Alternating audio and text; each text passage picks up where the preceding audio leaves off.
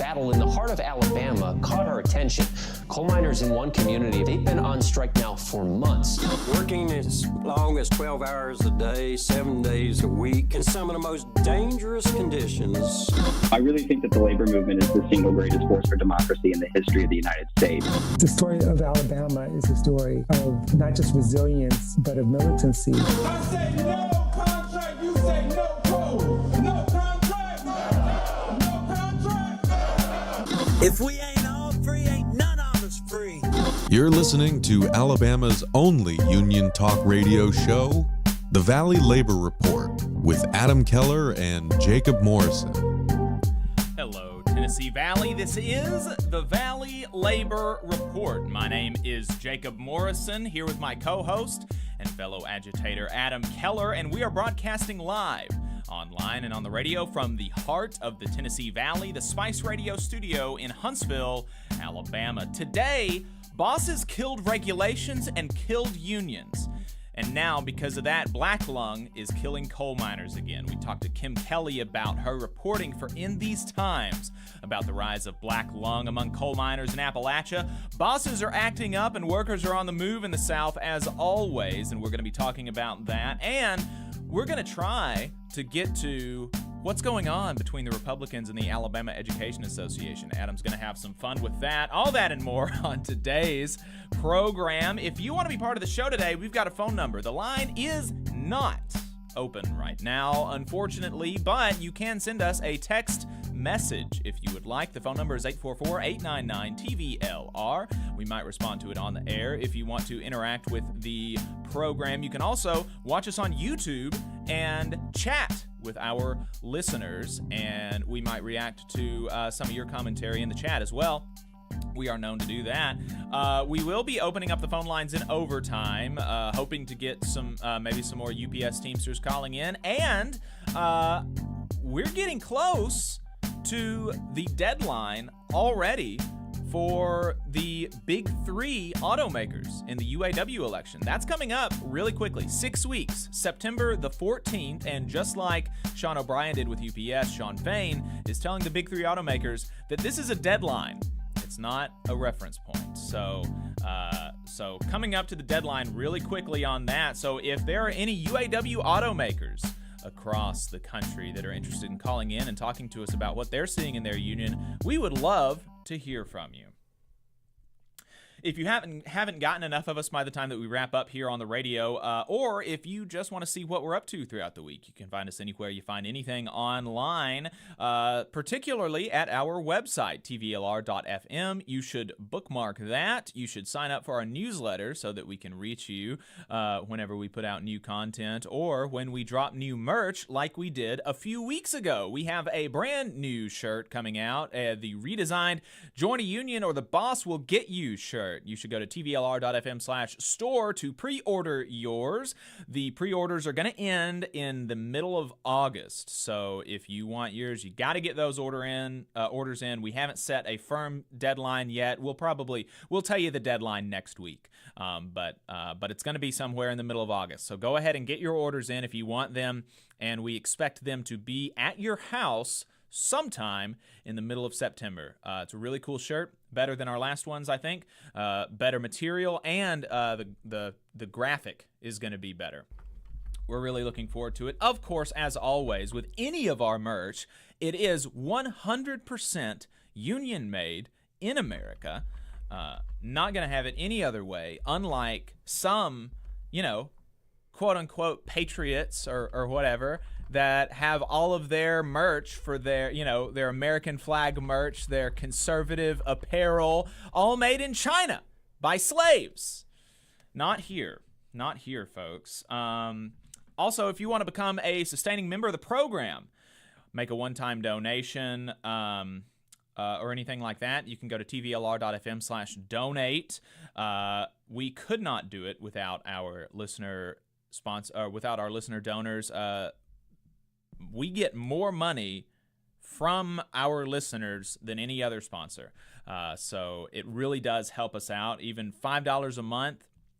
If just, we've gotten another 1,000 subscribers in the last month on YouTube. if just 1% of those, 100 people, if just 1% of the new subscribers gave us $5 a month, that would be huge. So consider doing that. Even $1 a month. It really does help out. The more people that, many hands make light work, as they say. So also, if you're a member of a union, please reach out. Please think about getting your local to sponsor the show. We couldn't do it without our union sponsors. We are very, very happy to have them on board. Happy to advertise what they're doing, both in our ads and on the program when we're able to get them on to talk, to interview them, what they're doing in the community and in the country. Really cool. Really, really happy to have all of the people supporting us that do. And we couldn't do it without those financial contributions. Let me add a disclaimer that any viewpoints or opinions expressed in this program belong solely to their author and do not necessarily represent any organization or sponsor.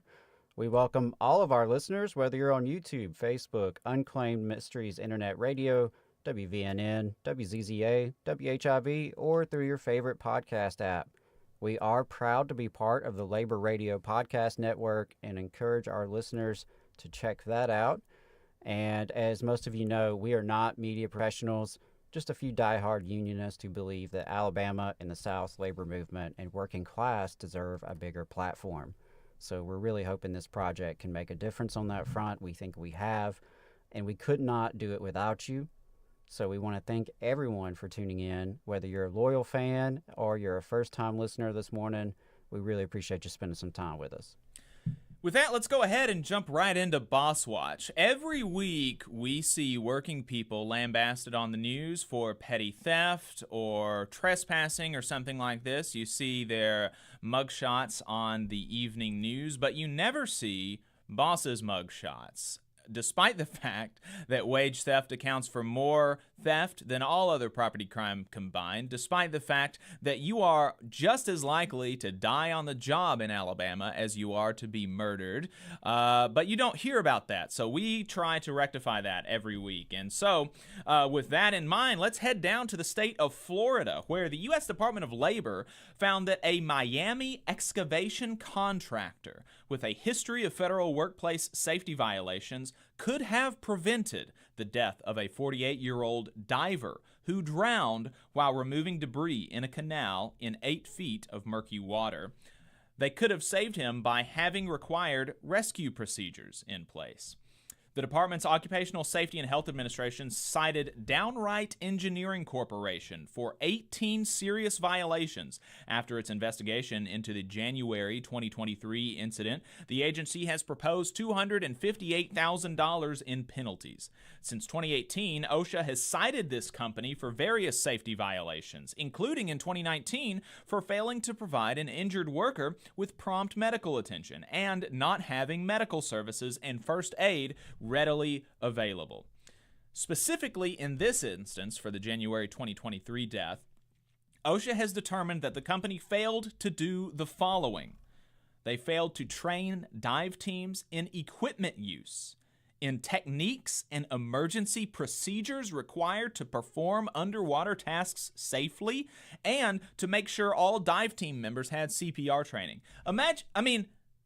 You have dive teams. This is not just, I'm just walking down the street. That's a dangerous thing, easily.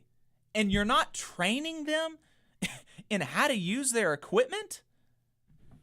They also failed to assess water conditions before diving and require an experienced dive team member to supervise dredging operations in a canal with limited visibility. They also failed to provide workers with a safe practices manual when performing underwater diving and maintain a first aid kit, emergency aid list, resuscitator equipment, and emergency procedures. They also failed to brief workers on basic diving procedures and environmental conditions. They also failed to assess the safety and health aspects of the diving mode, the underwater conditions, or emergency procedures. They also failed to provide employees with safety harnesses to assist an injured diver from the water. They failed to provide a two-way communication system and a marked umbilical cord in 10-foot increments. They failed to provide a non-return valve on the surface supplied air, and they failed to provide a life jacket or buoyant work vest and life-saving skiff. They also failed to keep air compressor intakes away from areas containing exhaust or contaminants, and they also failed to record equipment modifications, tests, calibrations, or maintenance service. The company has 15 business days from the receipt of these citations and penalties to comply, to request an informal conference with OSHA, or to contest the findings before the Independent Occupational Safety and Health Review Commission. Wow. Heading up north to Virginia, the U.S. Department of Labor's Wage and Hour Division found that an employer violated multiple requirements of the H-2A Agricultural Worker Program by failing to do the following. They failed to compensate 55 workers, 50 of whom came from Mexico, for all hours worked. That's also described as theft. They failed to comply with requirements of the agricultural job order. They failed to pay the hourly adverse effect rates of $13.15 in 2021 and $14.16 in 2022 and $14.91 in 2023. They failed to comply with safety and health requirements for housing and transporting H-2A workers. They failed to request a pre-occupancy inspection of housing in a timely way, and they failed to comply with other applicable federal, state, and local employment-related laws and regulation. The Wage and Hour Division recovered $45,384 from the company. They assessed $8,998 in civil penalties for 55 workers which were affected, which includes 50 H-2A program workers and 5 others. The Mount Clifton Fruit Company, LLC, that's the company involved in these allegations, is an agricultural fixed site employer who specializes in growing and harvesting a variety of apples, which are sold retail, direct to consumers, and to processors in the United States. Heading to South Carolina, a federal court has sentenced a South Carolina labor contractor, Balcazar Nature Harvesting LLC, and its operators after a U.S. Department of Labor and multi-agency investigation found that the employer subjected migrant farm workers to exploitative labor, confiscated passports, and housed workers in unsafe and unhealthy conditions. The farm labor contractor provided seasonal and H-2A workers in Lexington to harvest fruits and vegetables for distribution and sale at local farmers markets and by national and regional grocery chains such as IGA, Ingles, and Whole Foods. On June the 15th, 2023, the U.S. District Court for the District of South Carolina sentenced Enrique Balcazar of Batesburg to 40 months in federal prison and 3 years of court-ordered supervision following his term of imprisonment. The court also ordered him to pay $11,332 in restitution and to forfeit 23 firearms, ammunition, body armor, and more than $32,000 in funds. Wow. He pleaded guilty to labor trafficking and passport confiscation to further labor trafficking in September of 2022. The court also sentenced Enrique's daughter, Elizabeth Balcazar, to time served of 2 months after pleading guilty to fraud in foreign labor contracting, also in September 2022. The court ordered her to pay $508,125 in restitution for unpaid wages owed to 55 workers, again, also known as theft, and subjected her to 3 years of court-ordered supervision, a 1 year of curfew, and 100 hours of community service to benefit the immigrant community. In addition, the court also ordered Balcazar Nature Harvesting LLC to pay jointly and severally $508,125 in restitution to 55 affected workers and forfeit more than $32,000 in business funds. The business is also subjected to 3 years of probation. The court's action follows an investigation by the department's Wage and Hour Division that found Balcazar, operating as Balcazar Nature Harvesting, violated multiple agreements multiple requirements of the H-2A Temporary Agricultural Workers Visa Program and the Migrant and Seasonal Agricultural Worker Protection Act and the Fair Labor Standards Act. Specifically, the division determined that Balcazar violated federal laws by not meeting job orders requirements, by omitting terms and conditions, including additional work sites, by intimidating and discriminating against workers with threats to call immigration services if workers left their jobs. The employer also withheld some workers' passports and visas. The employer failed to pay workers based on the adverse effect wage rate and making them work for more hours than the job order stated. They also failed to require workers to purchase gloves and knives needed for their tasks. They failed to reimburse workers for inbound and outbound transportation to and from the place of residence, and the employer failed to reimburse workers for their visa costs of $190 each. They failed to meet the 3/4 guarantee for work hours because workers left the jobs due to exploitation, and the employer also paid seasonal workers less than H-2A workers for the same work. They charged workers $100 per week for meals, which is a cost not disclosed in the job contract, and they failed to provide housing that met safety and health requirements. Wow, just really despicable stuff there. Yeah.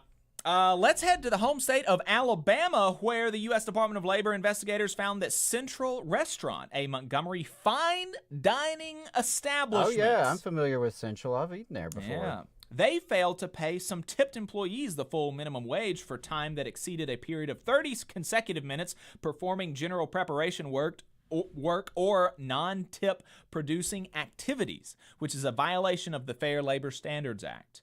By doing so, the employer lost its ability to claim a tip credit for the time spent doing non-tipped duties, obligating them to pay their employees the full minimum wage of $7.25 an hour. Investigators also learned that the employer paid some workers overtime at rates lower than required by law. In addition, Central Restaurant allowed 2 15-year-old employees to work after 7 p.m. on a school night, more than 3 hours in a day, and more than 18 hours in a week, which are all violations of the child labor provisions of the Fair Labor Standards Act. The back wages and liquidated damages owed to workers are $21,146 to 23 employees, and they assessed $1,582 to address the child labor violations. Heading over to Texas, an El Paso home health care and hospice provider expected employees to work long days to care for people in need, but failed to pay 133 of its employees the overtime wages that they earned, the U.S. Department of Labor has found. The investigation by the department's Wage and Hour Division led to the recovery of $501,211 in overtime and liquidated damages from San Lorenzo Adult Provider and Pediatrics for the affected workers. The division determined that the employer paid the affected workers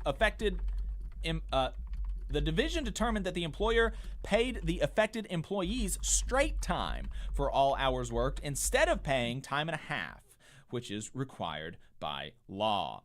Finally, we have a broad update in the coal mining sector, where the U.S. Department of Labor announced on the 31st of July that impact inspections completed by its Mine and Safety and Health Administration at 18 mines in 12 states in June of 2023 led the agency to issue 242 violations. The agency began doing impact inspections after the deaths of 29 miners in an explosion at the Upper Big Branch mine in April of 2010, one of the deadliest in U.S. history. To date, MSHA's impact inspections in 2023 have identified 1,435 violations, including 411 significant and substantial violations and 22 unwarrantable failure findings. A significant and substantial violation is reasonably likely to cause a reasonably serious injury or illness, and violations designated as unwarrantable failures occur when an inspector finds aggravated conduct that constitutes more than ordinary negligence. The agency conducts these impact inspections at mines that merit increased agency attention and enforcement due to poor compliance history, previous accidents, injuries, and illnesses, and other compliance concerns. Among the 242 violations that MSHA issued in June, the agency evaluated 71 as substantial and serious and found 4 to have unwarrantable failure findings. The inspections included mines in Alabama, Illinois, Kentucky, Michigan, Missouri, New York, North Dakota, Pennsylvania, Texas, Virginia, West Virginia, and Wyoming. 2 of the inspections in June provide examples of some of the hazards that miners faced. So, for example, on June the 6th, MSHA conducted an impact inspection at Kentucky Fuel Corporation's WV3 surface mine in Logan County, West Virginia, due to enforcement history and receiving hazardous condition complaints. MSHA issued 42 violations to the mine operator, including 17 substantial and serious and 3 unwarrantable failure findings, including an unwarrantable failure order for aggravated conduct for failing to maintain effective dust control measures on a drill. That's important because drill operators face heightened risk of exposure due to respirable crystalline silica. We're going to be talking about that more in a bit, which is a carcinogen far more toxic than coal dust alone. Exposure to unhealthy levels of silica can lead to debilitating and deadly work-related illnesses such as silicosis, chronic obstructive pulmonary disease, and progressive massive fibrosis. On June 30th, 2023, MSHA announced proposed amendments to the current federal standards to better protect the nation's miners from health hazards related to exposure to silica dust in June 2022. And finally, the last example is in San Antonio, Texas. MSHA issued Superior Silica Sands, LLC, 31 violations, including unsafe electrical equipment and cables, inadequate workplace conditions, exposed moving machine parts, slip, trip, and fall hazards, and inadequate training. They also received a citation for allowing truck drivers to operate vehicles at near high-voltage power lines. 3 industry workers have suffered fatal injuries in 2023 when their mobile equipment made contact with overhead power lines, which led MSHA to issue electrical safety alerts to raise awareness. And so we're going to wrap up Boss Watch this week by alerting bosses to the fact that the U.S. Department of Labor and its partners from the Interagency Task Force to Combat Child Labor Exploitation announced on July the 27th its recent actions to hold companies accountable for violating child labor laws. So the U.S. Department of Labor is really ramping up child labor law enforcement by, in part, collaborating more and more seriously with the Departments of Agriculture, Commerce, Education, Health and Human Services, Homeland Security, Justice, and State. So that's all really, really important stuff. And for the non-ghouls in the audience, if you are not somebody that is potentially at risk of violating child labor laws, but you want to know how to report people that you think might be, the Department of Labor is holding a webinar to tell people about whistleblower protections that exist. And we created a handy short URL to go to that webinar. You can go to tvlr.fm/child labor if you're interested in attending that webinar and learning what whistleblower protections there are for child labor laws. With that, we're going to head to a break, and we're going to be right back with Kim Kelly. We're going to talk about the rise of black lung and what the government is doing about it. Stay tuned. In Alabama, more than 200,000 of our friends and family members are living without health care coverage. Often folks can't stay healthy enough even to keep their jobs. We can fix this. It's time for us to find a way to close the health care coverage gap so that people can remain at work. Let's make this a priority. Let's close this gap and cover Alabama. To learn more and how you can help, visit coveralabama.org. The attorneys at Maples, Tucker & Jacobs have stood with the working people of Alabama for over 40 years, providing skilled legal representation for your workplace injury claims. When you are injured on the job, it can be a scary time. The attorneys at Maples, Tucker & Jacobs have the experience to guide you through the process to make sure that you and your family are properly taken care of and your rights are protected. If you need help, call the attorneys at Maples, Tucker, and Jacobs at 855-617-9333 or visit online at www.mtnj.com. No representation is made that the quality of legal services provided is greater than the quality of legal services provided by other law firms. Support for the Valley Labor Report comes from the International Federation of Professional and Technical Engineers Union. Learn more by visiting www.ifpte.org. Attention union members, membership organizations, podcasters, or anyone with a payment processing need. The future is here, and your organization needs to be prepared by working with Unionly. With Unionly, your union or organization can take payments on a mobile device, eliminating processing fees, giving you a better price than other payment processing methods, while at the same time supporting a union-friendly business with a specialized skill set to meet your needs. Your members will thank you when they pay their dues at their convenience without waiting in line to deposit cash or check. Start preparing for the future today by calling 206-595-8631 or visiting unionly.io. Are you looking for a better future, a career that can have you set for life, and to be a part of something that's bigger than yourself? If you are, then consider a skilled trades apprenticeship with the International Union of Painters and Allied Trades. The work of IUPAT is all around us, from the industrial painters who work on the bridges to drywall finishers, floor coverers, the glazers who install the glass in our skylines, and so much more. With an IUPAT apprenticeship, you earn while you learn and receive benefits while learning the trade, including a pension. We provide world-class education free of charge. That's right, no student debt.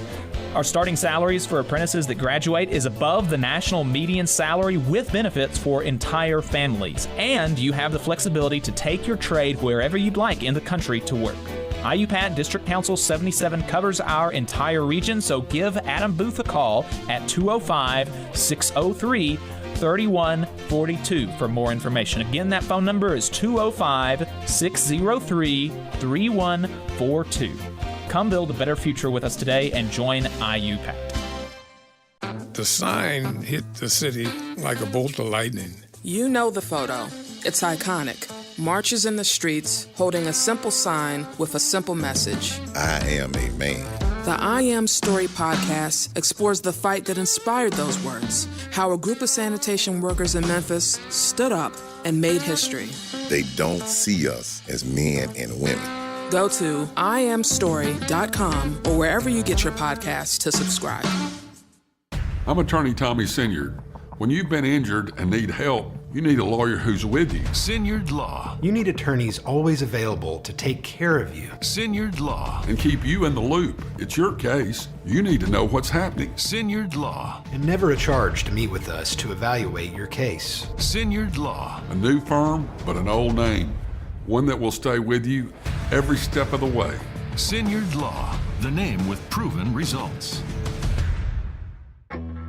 Support for this program is provided by the International Association for Machinists and Aerospace Workers, Local Lodge 44 in Decatur, Alabama. Learn more at iamaw44.org.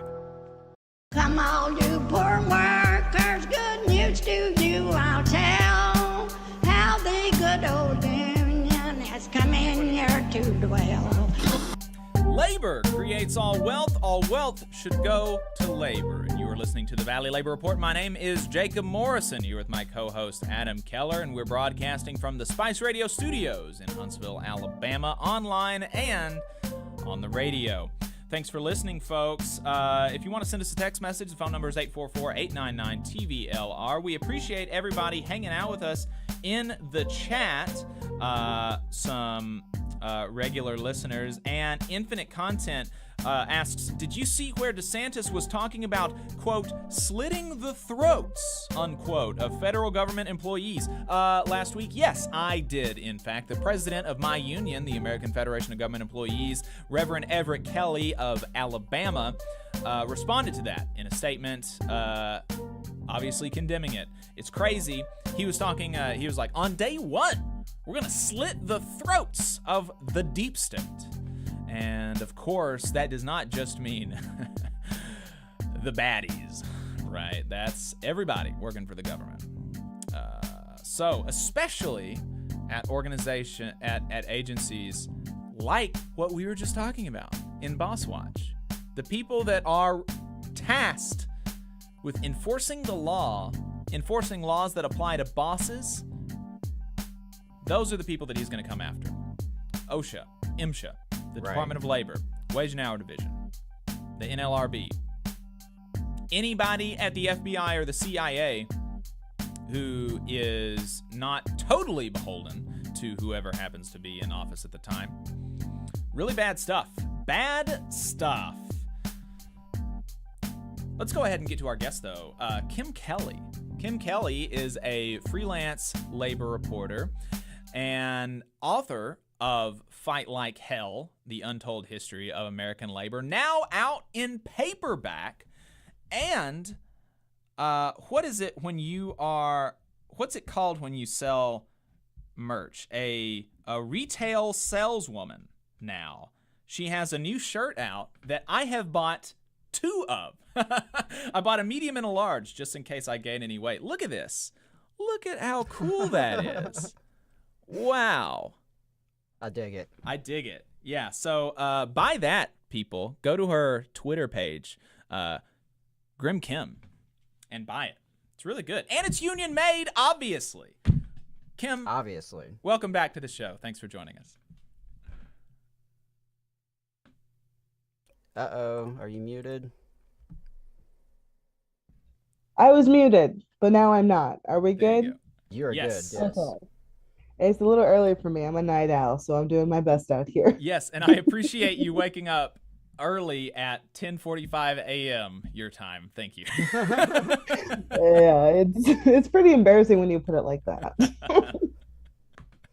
Yeah, well, so you have written an investigative piece for In These Times magazine about the rise of black lung among particularly Appalachia's coal miners, and that is, we're going to contrast that later on in the conversation to Alabama's coal miners, who have not seen a similar rise, which is interesting, and we'll talk about why that is. But it's a very, very powerful piece. It is called "The Young Miners Dying of an Old Man's Disease." So Google that and read it.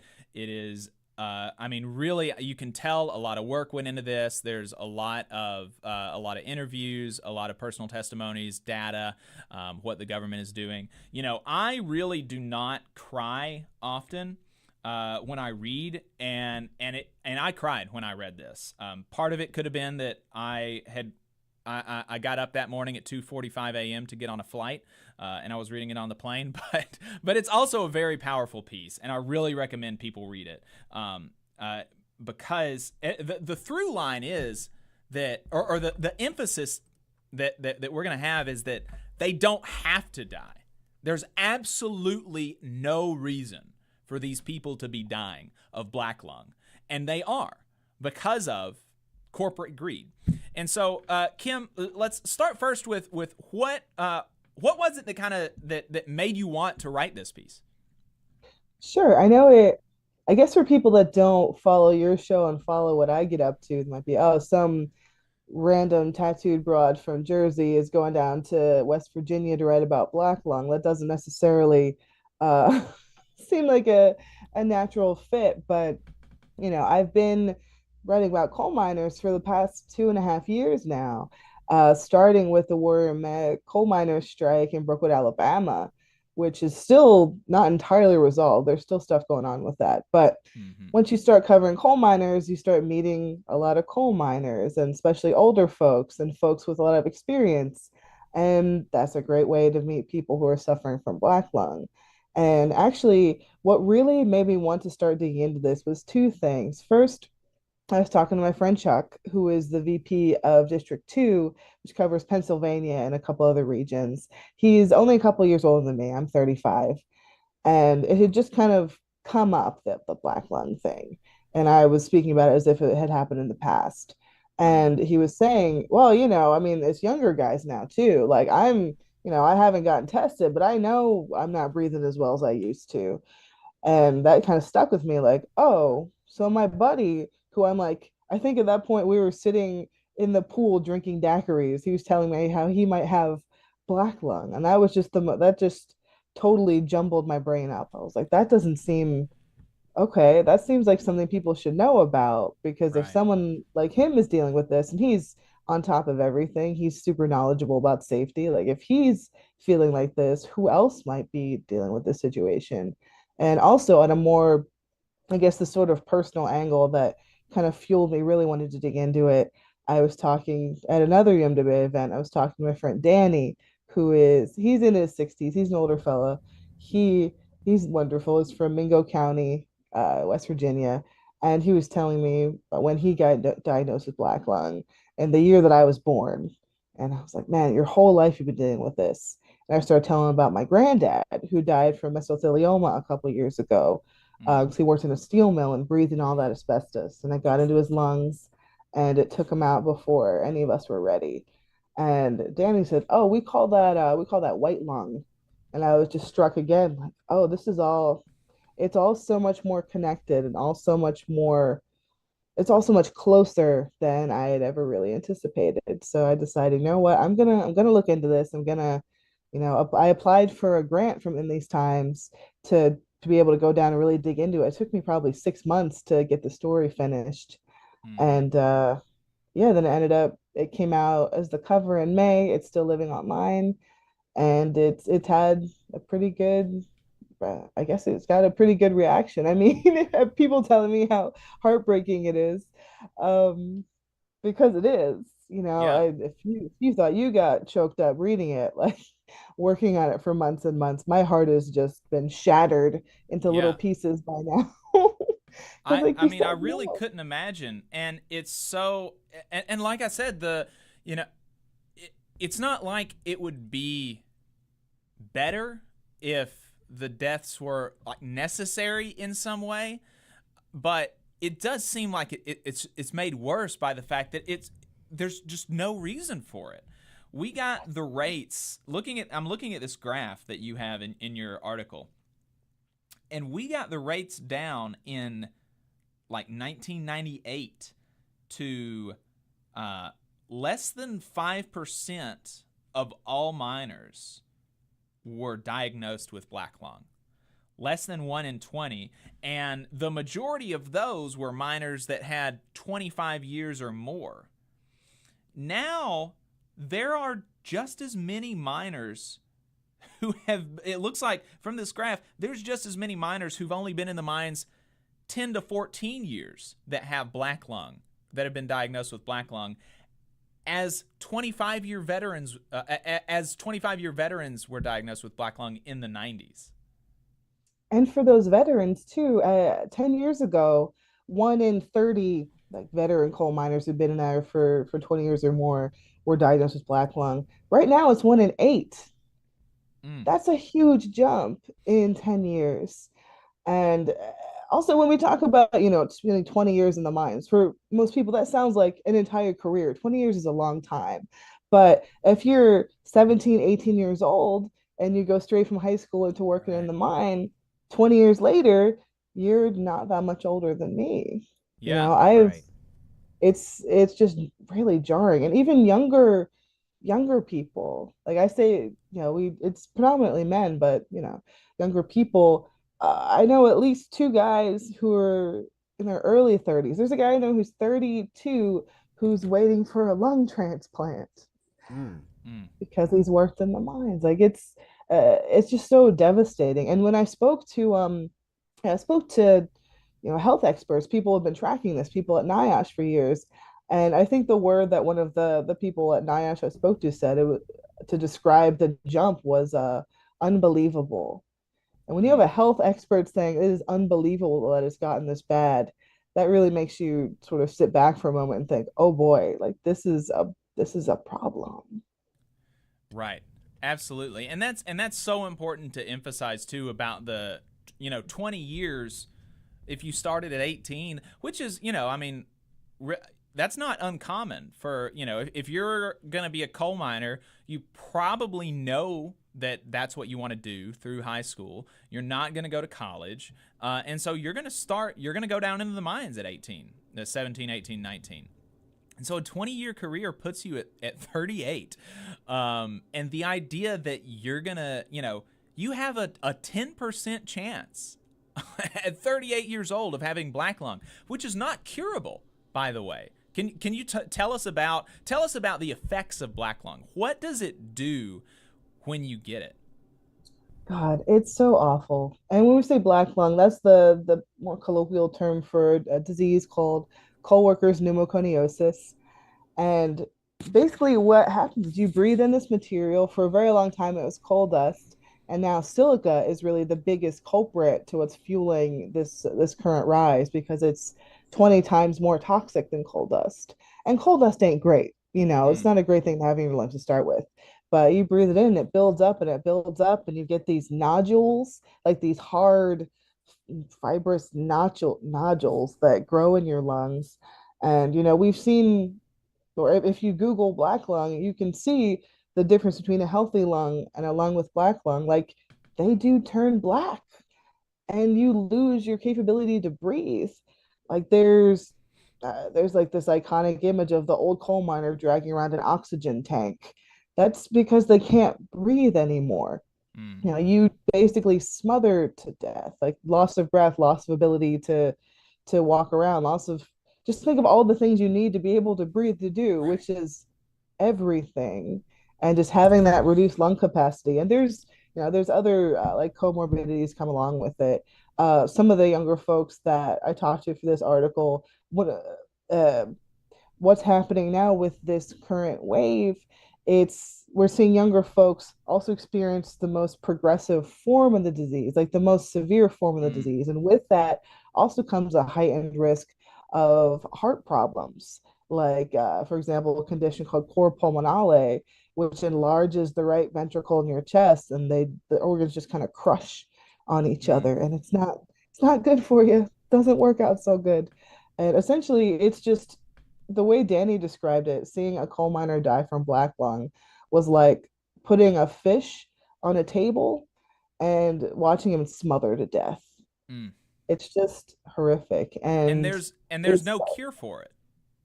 No, there's no cure. That's the thing. It's a progressive disease. Like, once it's in there, there's not really much you can do about it except try to, live healthy and make sure you know where to get an oxygen tank. Like, it's a death sentence essentially. And I think the data, like the number I got, was that a diagnosis of black lung shortens your life by at least 12 years. And if you're younger, like John Moore, the 42-year-old that I profiled as kind of the main person for this article, he's 42 and he has 3 kids, and he has so much living left to do, but he's already having to plan out, I guess I should look into building a ramp for my house, so once I stop being able to walk up the steps, I'll still be able to get home. Like, that's what he's thinking about now, instead of, being excited about grandkids someday, or thinking about his youngest going to high school. Right. It's just the fact that younger workers are experiencing this at such a heightened rate. It's just stealing so much more of their lives. And it's sad when anybody gets sick. It's sad when a 75-year-old coal miner gets black lung. But when you're 32 and you find out, you're gonna die and it's gonna be ugly, just the weight of that is just so crushing to think about. And this is something that's gonna kill you at some point, and unless something else gets you before that.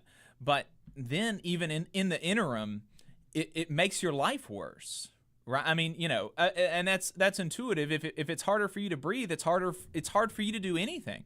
I talked to a fella that that I went to church with for a long time, and he didn't have black lung. He had COPD, I think. And he couldn't even take his trash can to the road, right? This is and so the idea that you would have that limited mobility for an extended period of time, that obviously cuts down on your quality of life. It's going to make it difficult, to play catch with your kids, right?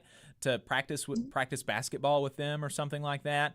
But also it's going to make it that much more difficult to kind of be healthy. You know, if you can't go out and exercise because you're going to have some like an asthma attack or something, then that makes it that much more. But then not being healthy increases your comorbidities and everything. I mean, it really is just the worst kind of thing to happen to a person. Right. And if you can't breathe, you can't work, and you can't provide for your family in that way.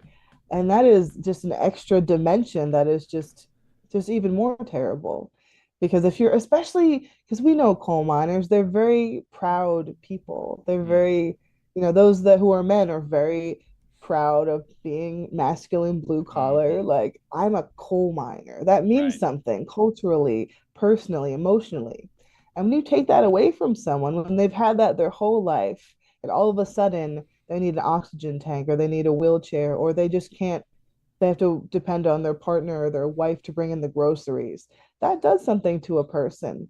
Like, just think about it shakes your whole self-perception. And also, who's going to pay the bills? The black lung benefits, even if, and there's such a, like, this is a whole other thing. If folks listening have time, you should really read Chris Hamby's Soul Full of Coal Dust. It's a great book that came out a couple of years ago, and it really dives into just the absolute Byzantine horror of the red tape and the bureaucracy and all the roadblocks that miners with black lung experience trying to get black lung benefits to which they are entitled. It's so hard to get those benefits.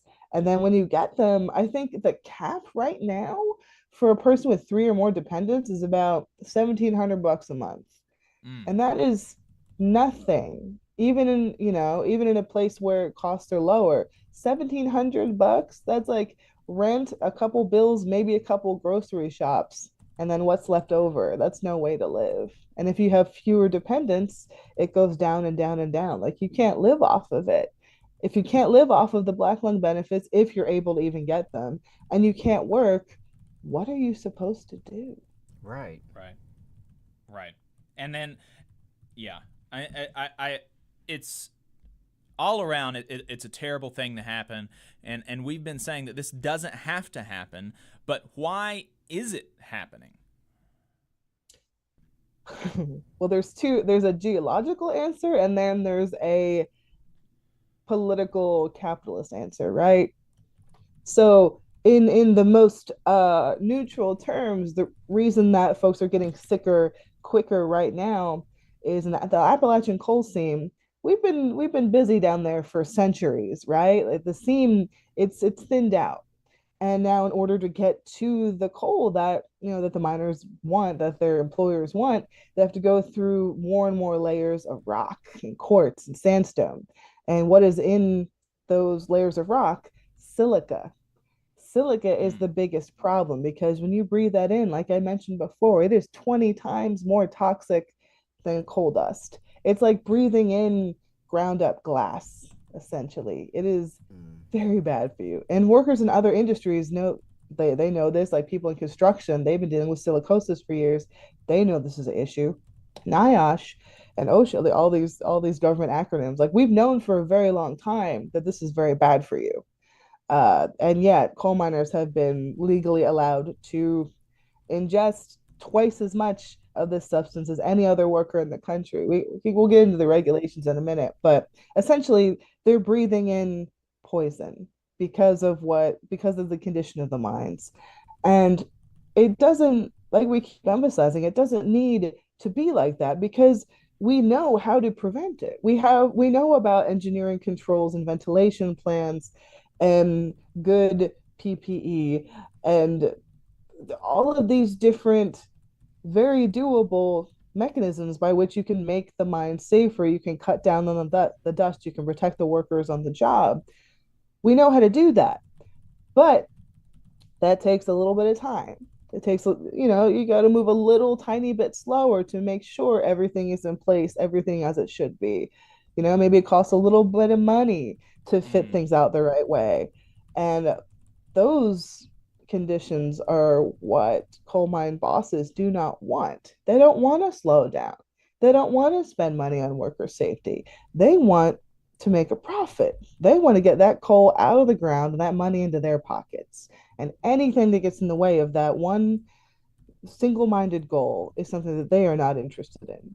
And some of the one of the miners I spoke to did say, some coal mine operators, like, they're pretty good about that, because perhaps they realize that you cannot get anything done without workers, and then if your workers are getting sick and having to leave, then that's not really great for your bottom line. But it's very much an ongoing issue with these coal operators that try and skirt the rules. They try to get around regulations. They try and send in, when MSHA, the Mine Safety Health Administration, they send in inspectors, or they collect samples of the amount of dust in the air. There are ways to fudge that. There are ways to give them inaccurate readings. There's always a way to get around doing what you're supposed to do. And it really seems like, even though they know this is a problem, the miners know this is a problem, it's at the very least in these communities, in this context, we know Black lung is a problem. It really seems like these employers just don't really care, or at least don't care enough to alter their current business plan. And that's because they're greedy and they want to make money. And it just makes me think of this centuries old statement. I'll just to paraphrase a coal boss in 19 or 18 Dickety whatever, is saying, it seems that if it seems like we treat the mules better than the men, you have to buy a mule. You can always get another man. And it seems like that mentality has not shifted that much since the 1800s. Right. The you said that it's not only do these coal companies, like, they don't want to do these extra safety measures because it costs money, but they're fighting attempts to make them do these, to make them abide by stricter safety regulations, aren't they? Oh my gosh, for years. So for years, like I mentioned, NIOSH and all the various OSHAs, they've known silica's a problem. Silica's bad for you. We should limit this. We should have some kind of federal rule limiting the amount of silica that coal miners can be exposed to on the job. And the first real push that we saw on a federal level to implement, a better silica standard, a better dust standard to really kind of combat this was in like 2014 during the Obama administration, when they were trying to push through, which even I think is still a fairly conservative rule. They're trying to push it through, and they got sued by all these coal mine operators like Bob Murray and all of these coal bosses. Like, oh, no, we don't want that. We don't do that. We don't want more regulations. We don't want more of an onus on us to actually act like human beings. And it's slowed down the process to the point where we're just now, thankfully, hopefully, at a point where we're going to get a revised silica rule in the coming months. But there's all of this wasted time, and the coal bosses were trying to stop it. The entire Trump administration was just like a wash for worker safety and for coal miner safety specifically. One thing that really stood out when I was reporting this piece, it came out after talking to one of the UMWA's governmental affairs people. He was saying, during the Trump administration, they picked a former coal executive to head MSHA, and he spent all of his time trying to cut regulations. So that took us back. And in those, well, it's only 4 years, but how many people got sick in those 4 years? How many people have gotten sick since 2014? We're only now at a point where we have new leadership at MSHA, who is a West Virginia boy who actually cares. Chris Williamson, his granddad was a coal miner. He and his, the folks that work with him have been pushing for this new silica standard rule that would lower the amount to which workers in coal mines can be exposed. They would cut it in half, and which would bring them in line with every other worker in the country. They would stop being the exception. And even now, we're in this public comment portion. I had to learn a bunch about rulemaking and policy, all this stuff, just to follow the progression of this rule. And right now, we're in the public comment period. I'm going to a hearing in West Virginia next week to hear what folks have to say. Even now, there is, and I've seen it in the public comments, a concentrated effort by coal executives, coal bosses, pro coal types to try and delay the regulation. They've sent in all of these public comments, and a bunch of them are identical. They're like clearly copy and pasted. Like even now, with all of the science, with all of the evidence, with all of these people suffering, they are still trying to get around the implementation of a rule that would save those folks. They're still trying to get around being made to do the right thing. And it's really just, God, how do you sleep at night, honestly? Yeah, exactly. Honestly. It's so reprehensible. Yeah, I just don't see how you can live with yourself knowing that you've placed greed above people's lives, like in such a real way. It's disgusting. And I mean, and this is one of those areas where there are people that I think really kind of get a kick out of saying that there's absolutely no difference, or even that somehow the Democrats are actually worse than Republicans.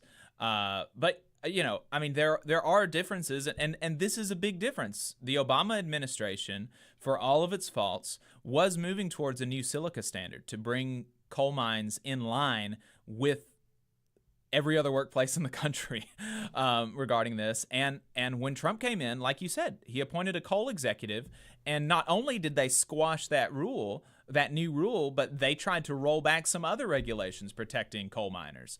And people died and are gonna die because of that. Yeah, it's just that was something that was, it was interesting to see, because we're politically in a pretty similar place.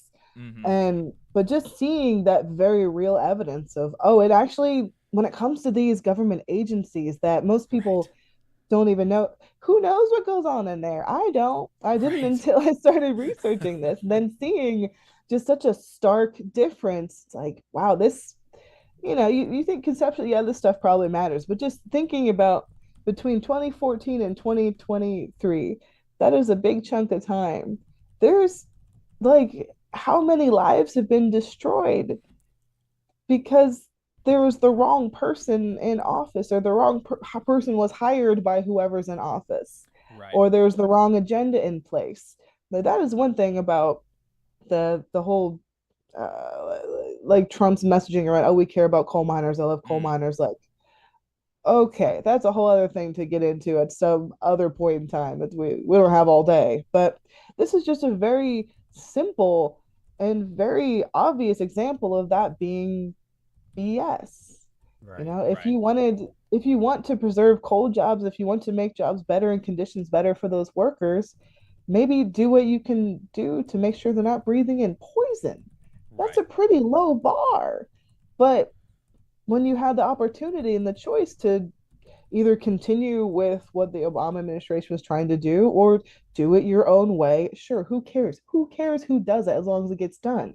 But actively deciding against it, like, I don't care, I'm just going to bring in a person who he described his mission as getting rid of quote unquote burdensome regulations on the operators.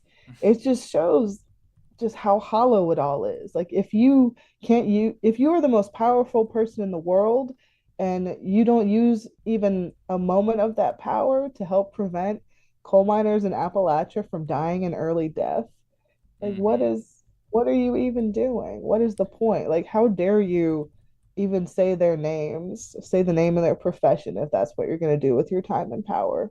Right. And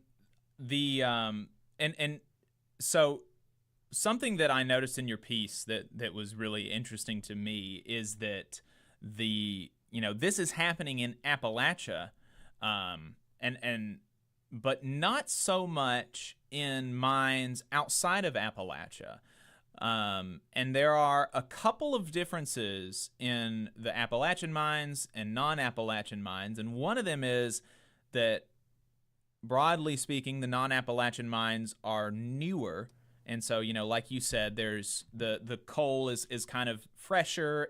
There's more of it there near, in higher density, whereas in Appalachia, those mines have been there for, forever, and they're really kind of scraping the bottom of the barrel, so to speak, with the coal there.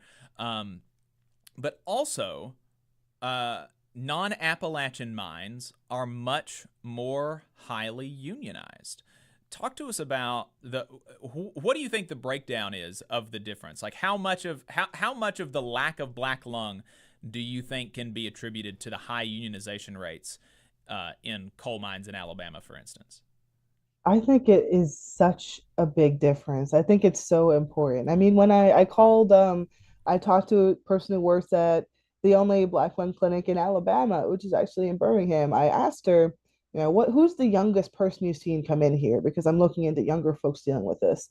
And she thought about it. She said, I think the youngest I've seen is maybe in their 50s. And that's still younger than it should be, but it's not 32. That's a pretty stark difference. And the fact that Alabama's mines are so heavily unionized, that means that there is somebody watching. There are mine safety committees. There is someone who has these workers back. There is so the Mine Safety Act, like the 1969 and then updated in 1977, that is that is what created MSHA. That is the implementation of that is what led to that massive drop in black lung cases because it did something about it. Oh gosh, I was in the middle of saying, oh yeah. So the Mine Safety Act, it does have. You think I would have this down by now? I've been thinking about it for 2 years, but it's early. But yeah, there are a lot of at 11:30 now. Okay. Look, you've stayed up late with me before. You know how we do. That's true. All of that to say, so the Mine Safety Act, it provides a lot of very strong protections for coal miners. Like that is not a flimsy piece of legislation. And one of the programs it implemented that it allows for is something called Part 90. And essentially that if a worker wants to invoke Part 90, that means that they have the legal right to be moved. If they've been diagnosed with this illness, they can be moved to a safer part of the mine where there's less dust, where there's less physical activity needed. They can be moved to a safer job and they cannot be penalized. Their pay can't be docked. Their seniority can't be messed with. Like they have the right to a safer job. And on paper, that sounds great. Like, oh, everybody should do that.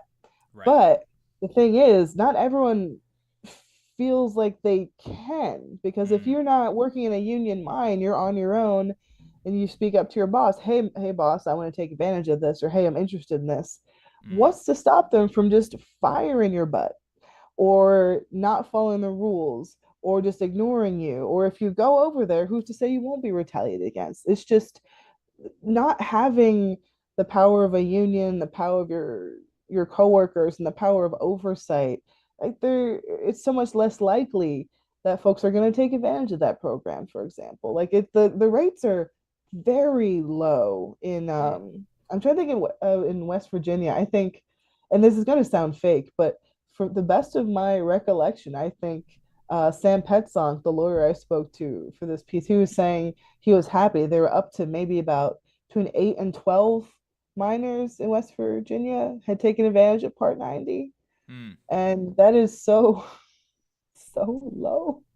It's just either the workers don't know about this, because again, if your union isn't there to offer education and help and resources, how are you gonna know unless you're just reading the Mine Act for fun?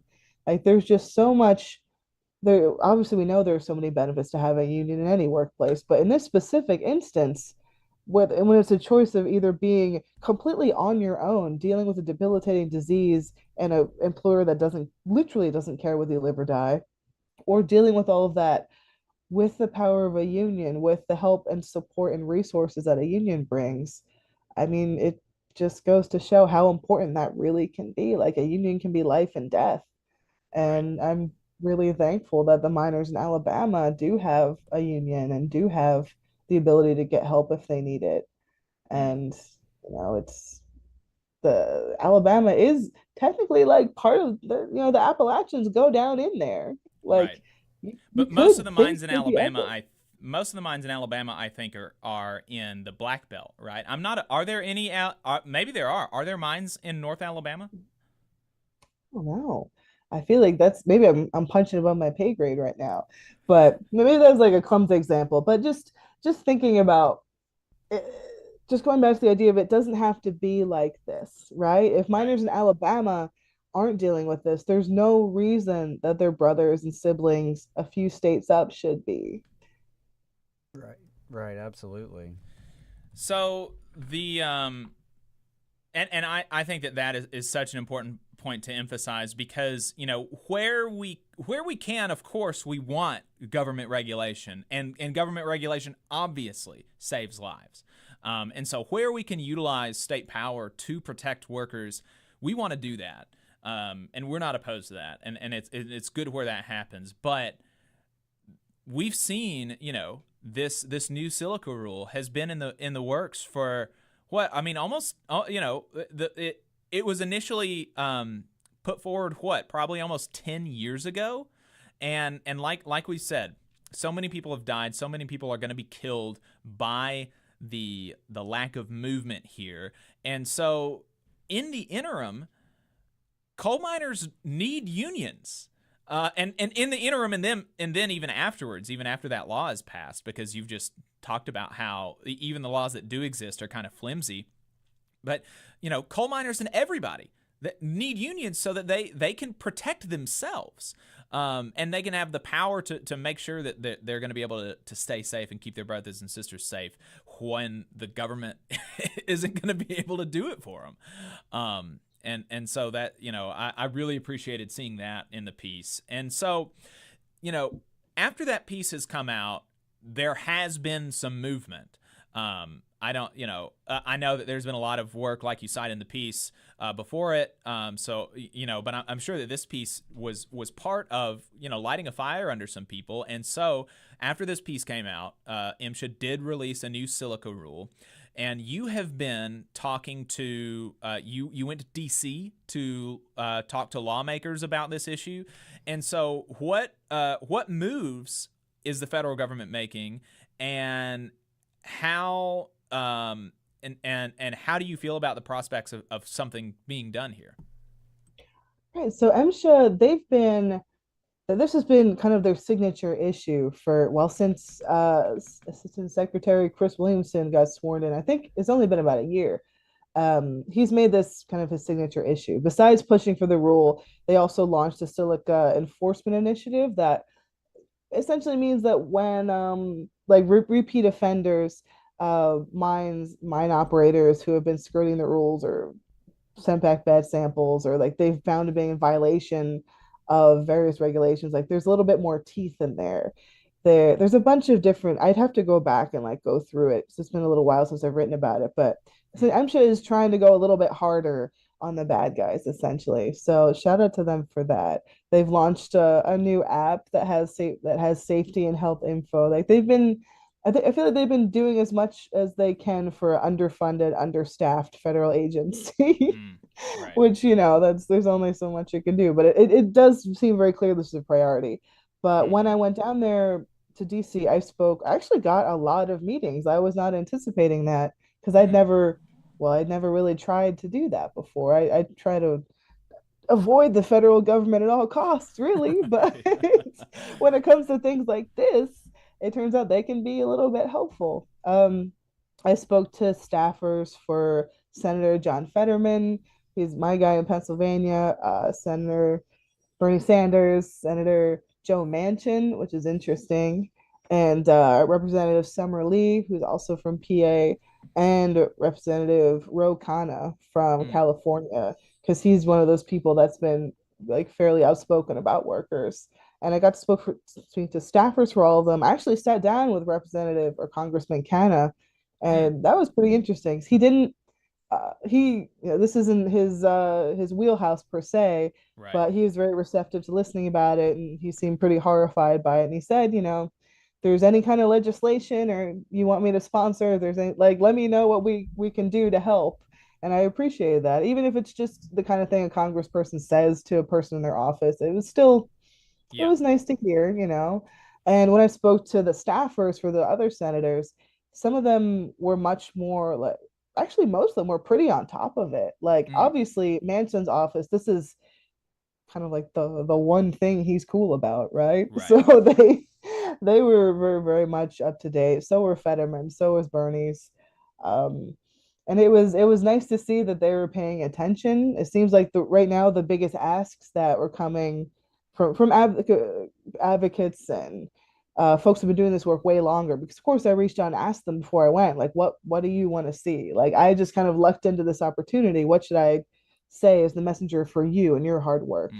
And the silica rule is huge. And also, folks are really trying to see the confirmation of Moshe Marvit, who is this really fantastic lawyer from Pittsburgh. He's a good guy and workers advocate. They're trying to get him confirmed to, I think it's the Federal Mine Safety Board. I might be butchering the title, but something of that nature, to keep an eye on this, right? To see, yeah, it's a good place for he's a good person to be in that place. And his nomination, he was nominated like a year ago, and the Republicans have been blocking it because he likes workers. He's a good person. Yeah. Yeah, essentially that's the problem. So one of the asks was to try and convince the electeds to kind of move to a floor vote and try and get all the Democrats to at least confirm him to that. And it seemed pretty productive. It was cool to I guess just run around the Capitol unsupervised and talk to people about this issue. And actually, a couple of the Manchin staffers that I met are coming down to West Virginia next week to the hearings to see what's going on. They hadn't known about it, so I got to tell them, like, you should go to that probably, which is kind of wild. Like, but everyone gets their news from different sources. People get a lot of emails, sure, whatever. Right. But all that to say, like, we're in this public comment portion. I know the UMWA had changes they had wanted to see implemented in the rule. I know they have opinions and thoughts about it, and I'm sure the Black Lung, well, the victims and the advocates, like, I'm sure there's more that they want to see too. And I'm really excited to go down to West Virginia and hear from them directly. I'm going to be writing about that for In These Times, and probably just weeping the whole time. Yeah. I get so emotional about my boys. But all that to say, yeah, it seems like things are in a better place than in terms of getting stuff done. They're in a better place than they have been for quite a long time. It's really unfortunate that we're also in such a worse place in terms of the health risks and the amount of people who are getting sick. It's almost like we knew about the risks of silica in the 70s. This 2023, and we're finally getting to a point where we might cut it down to 50 micrograms of exposure. Personally, I would like to see 0. I think that is a good thing to aim for. But if it took us 30 years to get to 50, like, okay, I guess that is the glacial pace of government bureaucracy, and also dealing with all these lobbying interests and dealing with different people being in charge of different departments. Like, I after speaking to people and kind of taking that in, I can see why things take so long. I don't understand or agree that it is reasonable for things to take that long, but I can see why it takes a while to get stuff done. But thankfully, it seems like we're at a point where some stuff might get done, and that is a bright spot in this whole awful crisis. Yep. Well, we really appreciate all the work that you're doing to bring light to this issue. It's really important. We appreciate you taking the time this morning to talk to us. Is there anything else that you wanted to say about this, or any plugs that you wanted to make before we let you go? Oh, so anybody can make a public comment. You may have to do a little bit of Googling, but you can go in and you can write your comment and write something in support of passing this rule. You can, especially if you live in one of the impacted states or in a state where coal production is a thing, because there's a bunch of them, you could reach out to your elected officials and just kind of hammer home, like, hey, this matters. People are watching. We want you to do this. It seems like sometimes people listen, especially when it comes to something like this, because it is such a light lift. And it's even the kind of thing that could be bipartisan. Like, nobody wants coal miners to die. Nobody wants this to be happening. It's just this unfortunate side effect of this rampant corporate and coal boss greed. And that's the whole, I'm sure if you're in a Republican state, good luck. But also, you never freaking know, right? Like, this is like, coal miners are one of those they shouldn't be an issue, but coal miners as a concept are one of those issues that kind of transcends a lot of different barriers, culturally and politically, that we're taught are very static. So you can do that. You can try and help. Because the more they know that people are listening, the more they know people care, the better the chances that they're going to pass something good. So that's something you could do. Could take like 5 minutes, and just yeah, keep paying attention. I'm going to keep writing about this. I think I'm going to be doing kind of like a whole little series of interviews with the folks down there that I talk to, just to kind of keep things going and get their voices out there, because like I always think of myself as a human microphone stand, right? Like we want to hear from them, which is something that I think you guys understand very deeply. So all that to say, that's what I'm working on. And then if you wanted to pick up or pre-order a copy of my book, I wouldn't be upset about it. There is a section about Black lung activism in the 60s. There was Black lung has been a problem for a long time. In the 60s, there were all these wildcat strikes and all this all this union drama. Like it's such a huge story. I feel like I could write about it forever. But for now, we're focusing on Eyes on the Prize, this rule, and what's going to happen in Beckley, West Virginia next week. Kim Kelly, thanks for your time. Like she said, pre-order her book in paperback and buy her shirt. You can go to her Twitter page at GrimKim. It is her pinned tweet. I'm going to show y'all one more time, the people that are watching us on YouTube. It's really cool. Union made in Philly. Yes, absolutely. Thanks so much for your time, Kim. We really appreciate it. And just keep up the thanks good for work. Keep having me. shedding light on these stories and getting workers' voices out there. It really means a lot. Well, heck, right back at you. Kidding me? Well, thank you, Kim. Appreciate you. All right. I'll talk to you guys soon. Thank you. Bye. All right, folks, we're going to go ahead and head to a break, and we will be right back with Last Week in Southern Labor. In Alabama, more than 200,000 of our friends and neighbors are living without health care coverage. Often folks can't stay healthy enough to keep their jobs. We need to fix this. Let's close the health care coverage gap. To learn more, visit coveralabama.org. Support for this program also comes from the Iron Workers, Local 477. So if you are looking for contractors with lower than average EMR and TRIR, they tell me that if you need to know what those mean, then you will. Or if you need to supplement a workforce at any level for any amount of time, short or long term, if you need iron workers that come trained and certified at no extra cost, or if you need workers from superintendent down to general laborer, and you're looking to start work on a project, or you're unhappy with your current contractor situation, you need to call my friend Jeb Miles with the Iron Workers Local 477. They only work with the best in the business, vetted contractors, and can do all kinds of jobs, from roofing to steel and bridge erection, from welding to heavy rigging, from structural repairs to machinery alignment, and much more. They supply manpower on 4 of the 5 largest projects in North Alabama, so you know they're legit.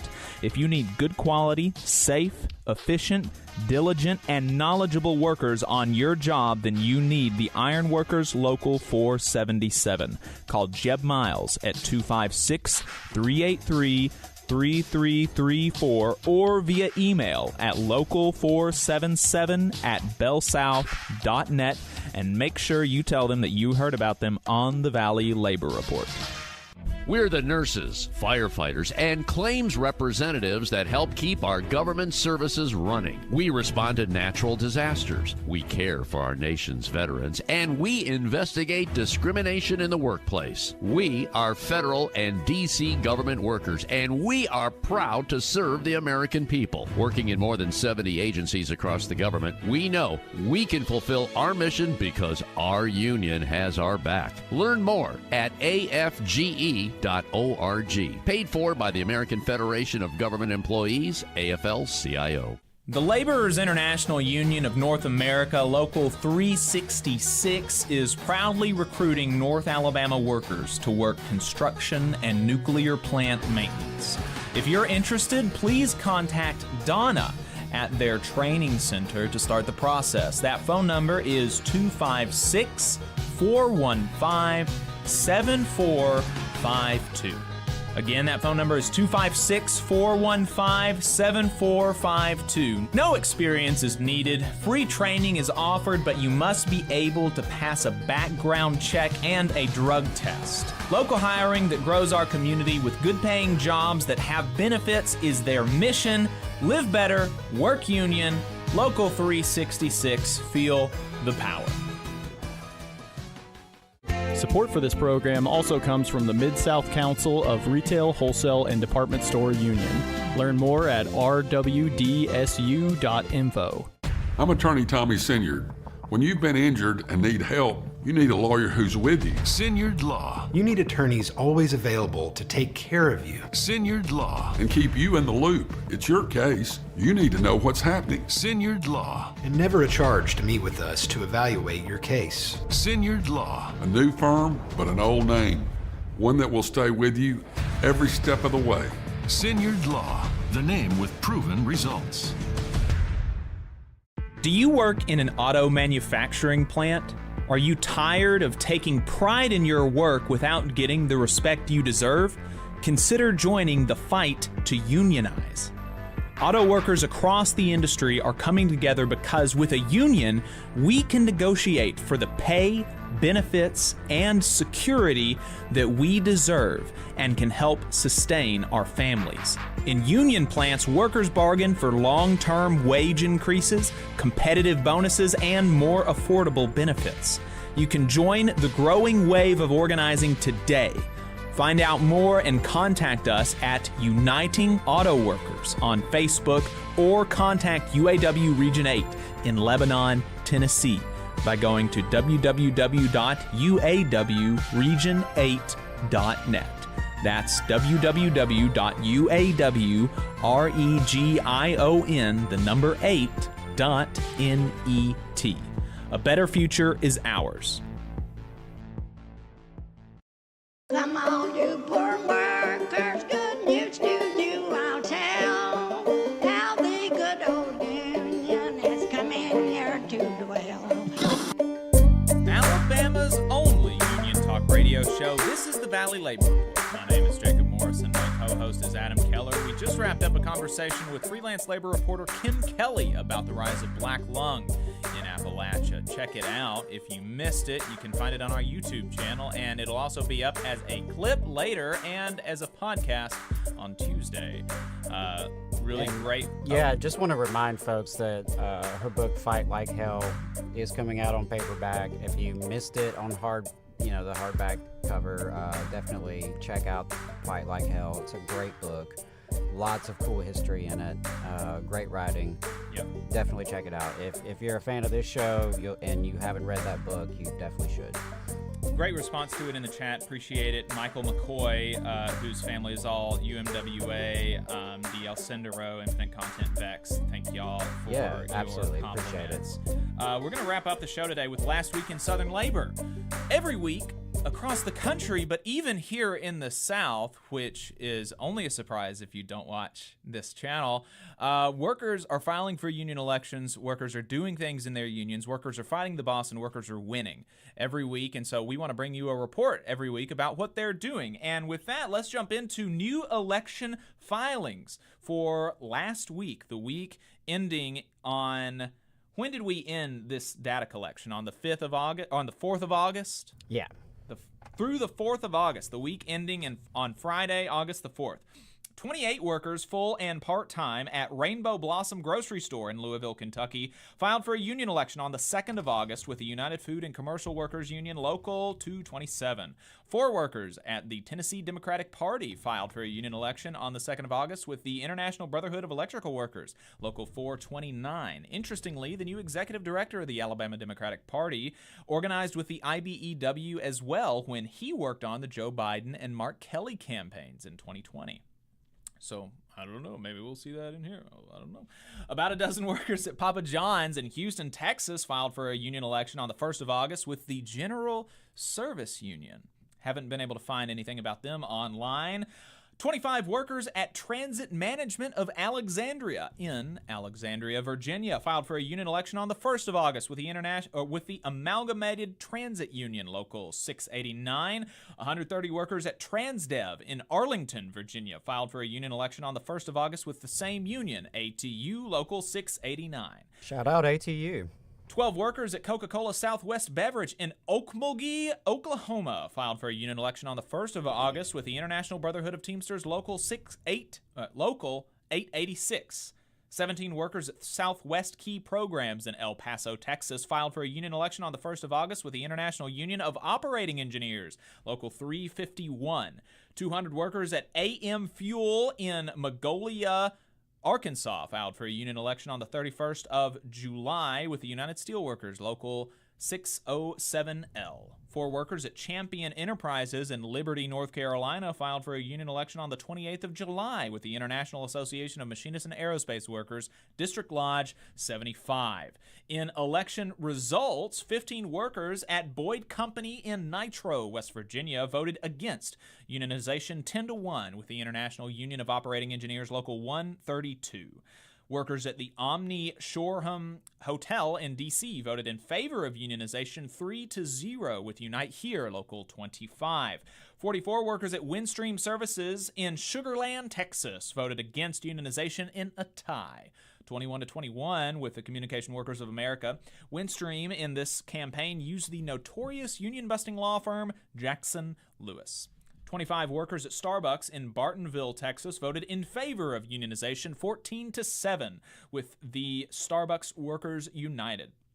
11 workers at President Lincoln's Cottage in D.C. voted in favor of unionization 9-0 with the United Auto Workers.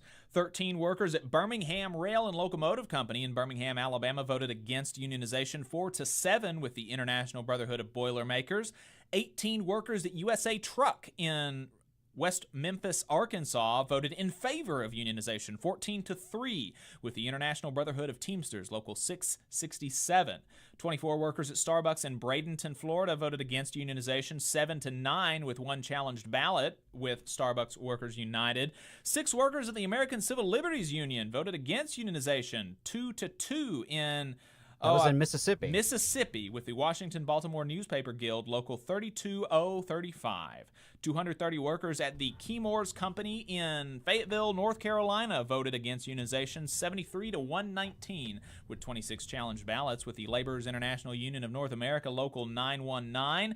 And finally, 6 workers at the Kahoma Opportunities Pre-K Center in Clarksdale, Mississippi, voted in favor of unionization with the International Brotherhood of Teamsters, Local 667, unanimously. Yeah, really excited about that last one. That was really cool.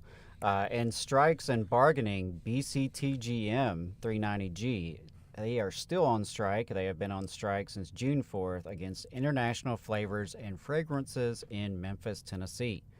The International Brotherhood of Electrical Workers, IBEW 1464, are still on strike against Wabtec since October of last year in Kansas City, Missouri. United Food and Commercial Workers, UFCW 655, are still on strike against Shangri-La Marijuana Dispensary. That's been going on since May, and that is in Columbia, Missouri. Coffee Workers of the South, UFCW 1995, have been on strike against Three Brothers Coffee in Nashville since June 13th. And also wanted to mention that the Teamsters Amazon strike did expand to the Atlanta area with a warehouse, Atlanta 6. So wanted to mention that as well, according to a recent release from the Teamsters. Very cool stuff there. In politics and legislation, the Alabama Democratic Party Vice Chair for Labor commented on a recent executive board meeting, saying, "Yesterday we had an executive board meeting. The reports coming out of the meeting are unfortunately true. The reports being that the chair told the vice chair, the chair, Randy Kelly, told the vice chair, Tabitha Isner, 'You be quiet, girl,' when she was commenting on some things going on in the meeting. Members of the public were also kicked out of the meeting. People were prohibited from recording. In terms of business, says Bradley Turner, Vice Chair for Labor for the Alabama Democratic Party, we have hired Tom Myro as Executive Director and Sheena Gamble as Communication Director. Both are highly qualified for the job. So we'll see what happens there. He ends, just know that while we clearly have problems, we are working to build infrastructure for a functional party regardless of who holds the gavel. So we'll see what happens there. In internal union affairs, International President of the United Mine Workers, Cecil Roberts, is reelected unanimously, along with Secretary-Treasurer Brian Sanson. CWA earlier this summer had their international elections and elected Claude Cummings as president of the International Union. If we missed anything, let us know. And with that, we're going to go ahead and head into overtime. We appreciate everybody listening. Find us on YouTube and Facebook to continue listening for another hour and a half. Otherwise, we'll see you next week.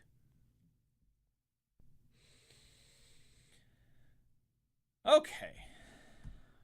We're off the radio now. Off the radio. Appreciate your time. Thanks for staying with us, folks. We're going to go to a break, and we're going to be right back with Overtime. It's going to be some really good stuff. We're going to be talking about the Alabama Education Association. Adam has opinions, and going to be talking about some of this some of the UAW bargaining, talking about some really wild reaction to the UPS tentative agreements by a wealthy leech, and more. So stay tuned, folks. We'll be right back.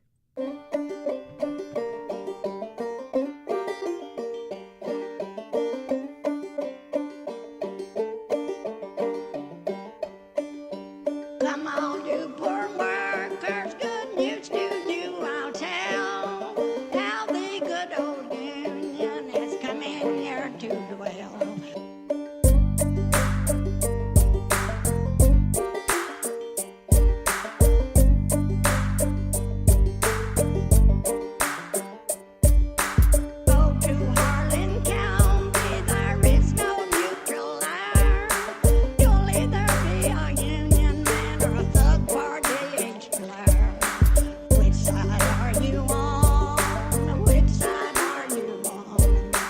Which side are you on?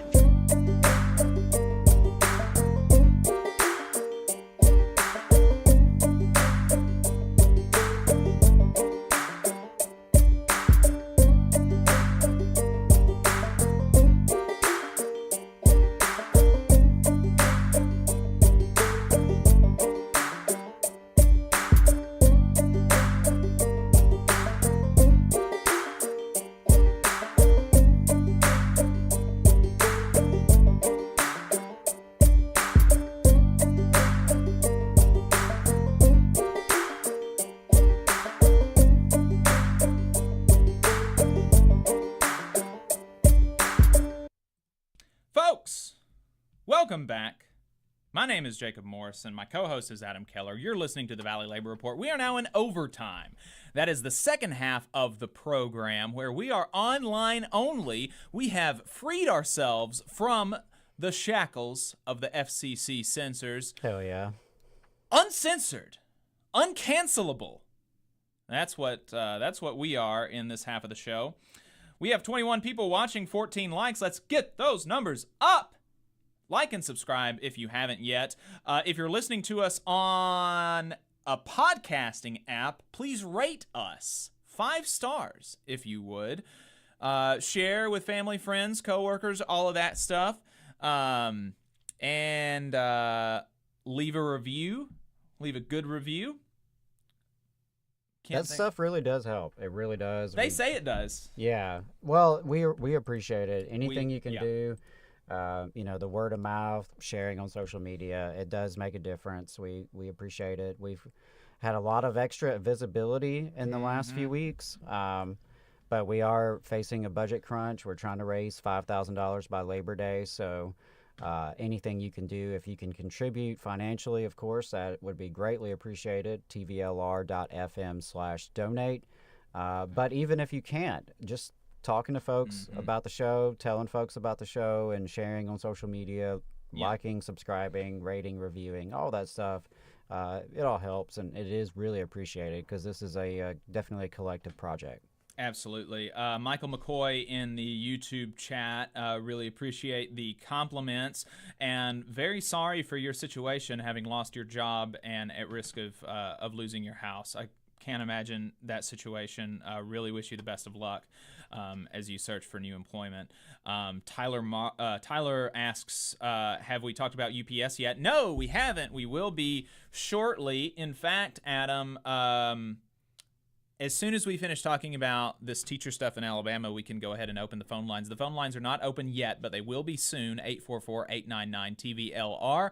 We got another couple of things to talk about. Phone lines aren't going to be open as long today as they have been, and we're not going to be spending as much time today talking about UPS as we have been, but we are still going to be talking about, we've got a very funny clip to react to about UPS. So let's start talking about... Adam, the Alabama Education Association. We love teachers here. We love workers, and we love unions. The Alabama Education Association is an affiliate of the National Education Association, which is ostensibly the largest union in the country, with 3 million members. And in some states, they do explicitly act like a union, and they call themselves a union. But in Alabama, they do not. They don't have collective bargaining rights here in Alabama. They don't want collective bargaining rights here in Alabama. They do not bill themselves as a union. They bill themselves as a professional association. And they, don't do a whole lot of organizing, but they do a lot of lobbying. And... So talk to us about the AEA's strategy over the last few years and what's been happening over the last couple of weeks. Sure, yeah. There's been some news with education and the Republican Party, and AEA has come up quite a bit. Before I get into that, I want to first just kind of preface it by some comments that Governor Kay Ivey made. Right, Kay Ivey made some news a couple weeks ago. She went on Capitol Journal, which is, the Alabama public television show that the politicians go on every week, and she talked about school choice, saying, quote, "It's very important for our parents to have choices of where to send their children for school. Whether it's public, private, homeschooled, or whatever, the goal is to get our children a quality education.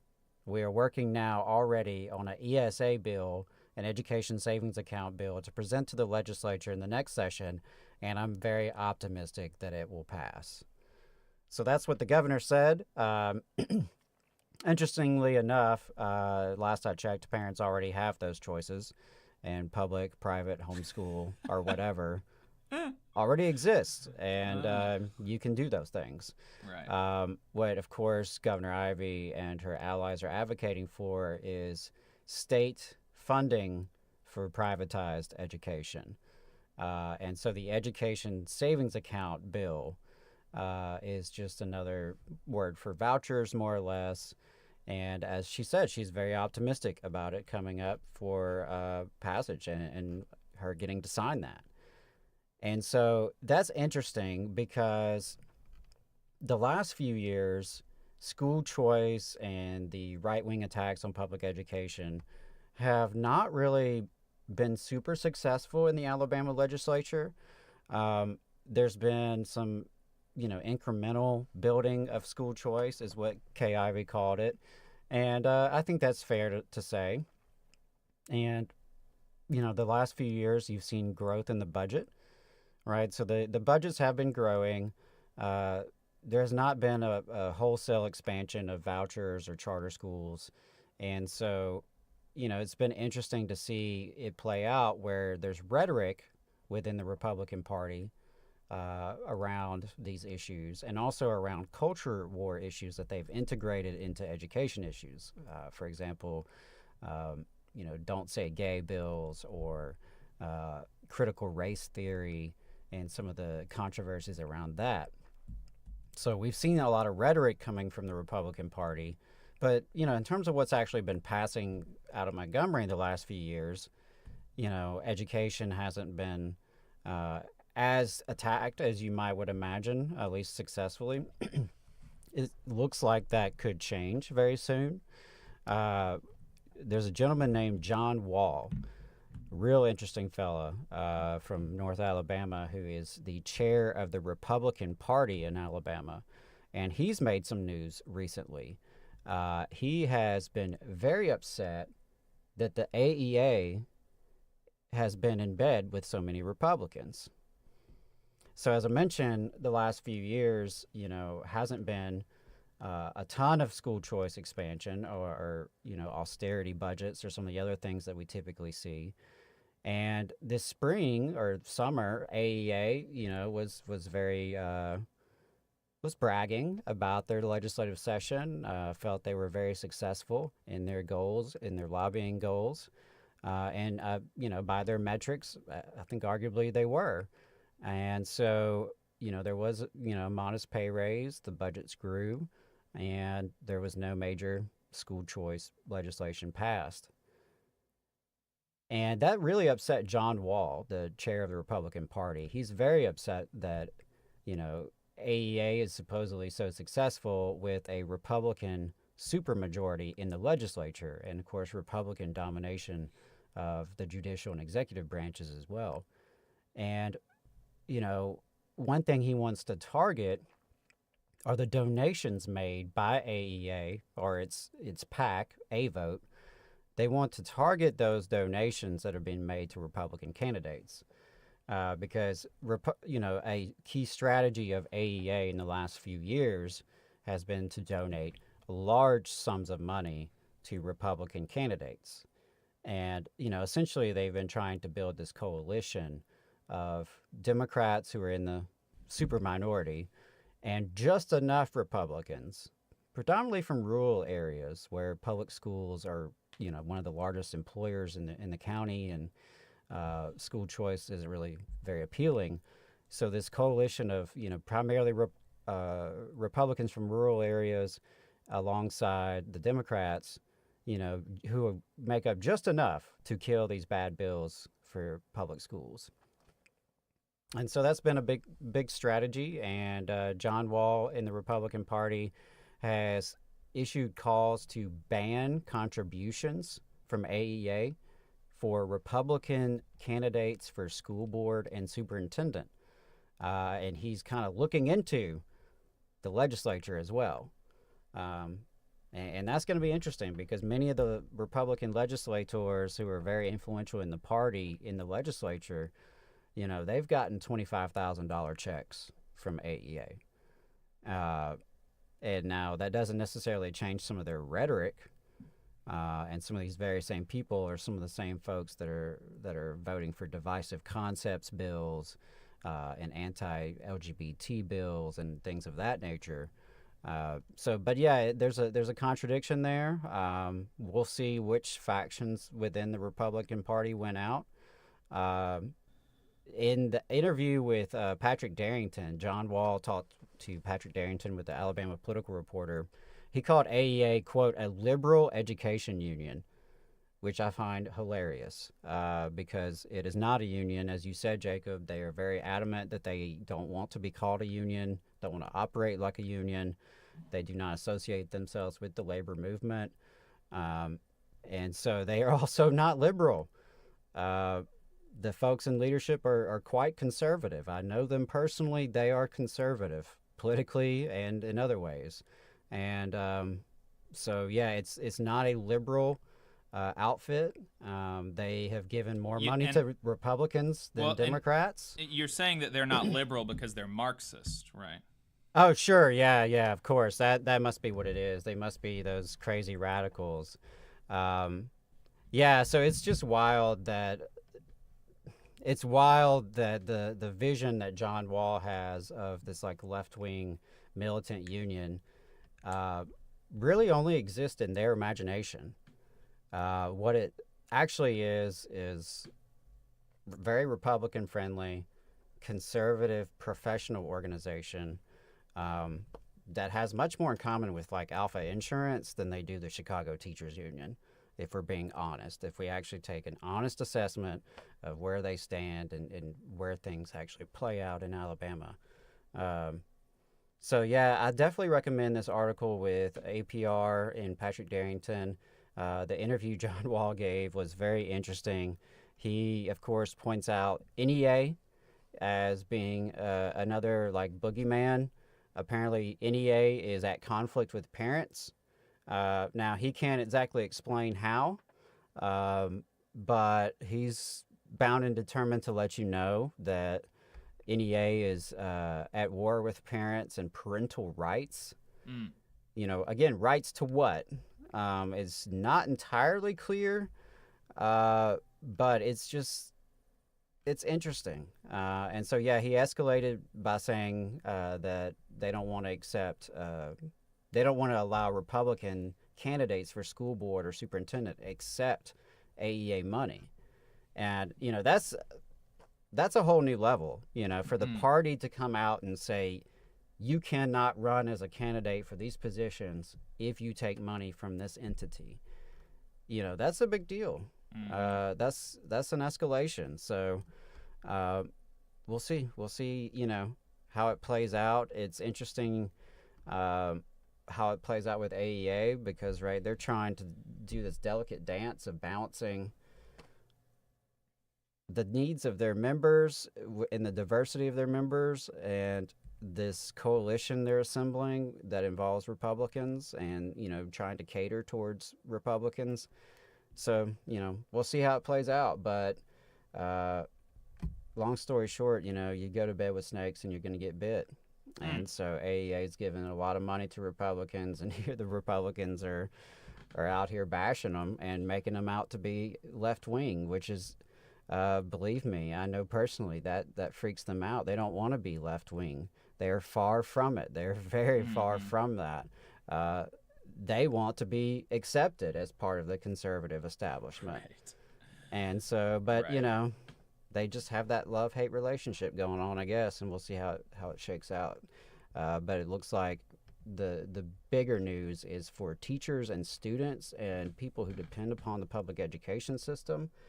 It is definitely in the crosshairs for the legislative session ahead. Yeah, we'll see what happens. Obviously, we're going to be on the side of AEA to a certain extent as they fight against, you know, the privatization of public schools. But sure, we are very, very critical of the way that they're going about that fight. And I think that, you know, I think they took a gamble, and I think it's very likely that this session they're going to lose. Right. Yeah. I mean, and maybe we're wrong. Maybe this continues to play out because, like I said, the last few years they can argue this strategy has been working. Right. You know, now ask the rank and file teacher across the state. Do you feel like you're winning? Are you tired of winning yet? Right. I don't know. I think there's a lot that is unaddressed when it comes to working conditions, when it comes to budget equity, when it comes to equity as a concept in terms of not just the staff, but the students. There's a lot that's unaddressed in public education in Alabama. So, you know, there again, it's kind of in a weird bind. Like, you know, it wants to brag about its success, but that also sort of contradicts with the lived experiences of so many educators across the state who are really working extremely hard in extremely difficult circumstances and are not properly resourced, trained, supported, or compensated. Yep. Let's talk about the UAW. UAW, the United Auto Workers Union, have begun bargaining with the big three automakers, Ford, GM, and Stellantis. And they began the bargaining with a bang. We talked about the bargaining as it opened, and we talked about how traditionally the leadership of the UAW began the bargaining session with a president's handshake between the president of the UAW and the CEOs of the big three. And that was this big, you know, kumbaya team partnership kind of symbolism there. And this time, the new leadership of the United Auto Workers, Shawn Fain, and the United Auto Workers for Democracy slate, they called it the Members United slate, they did not do that, which I think is very good. They started negotiations with a members handshake. And the international president went to multiple factories and shook hands with members and asked them what they're wanting to see from negotiations. And of course, that's not the only time that they've solicited input from the members. There's been there's been a lot of solicitation from the members about what they want to see in these negotiations, is my understanding. And so that is a much better way to start off negotiations, in my opinion.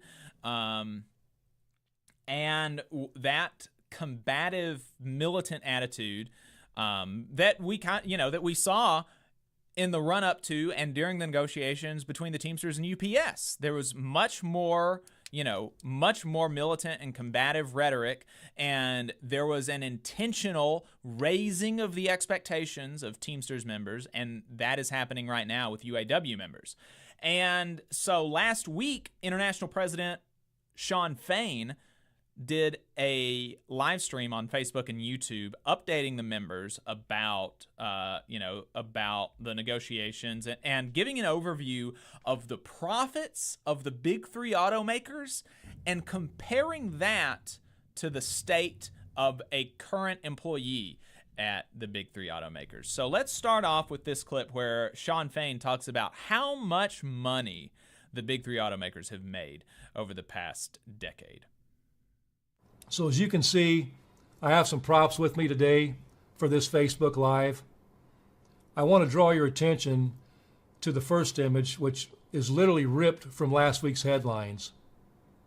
The Big Three released their quarterly earnings reports last week, and the companies again are having a blockbuster year.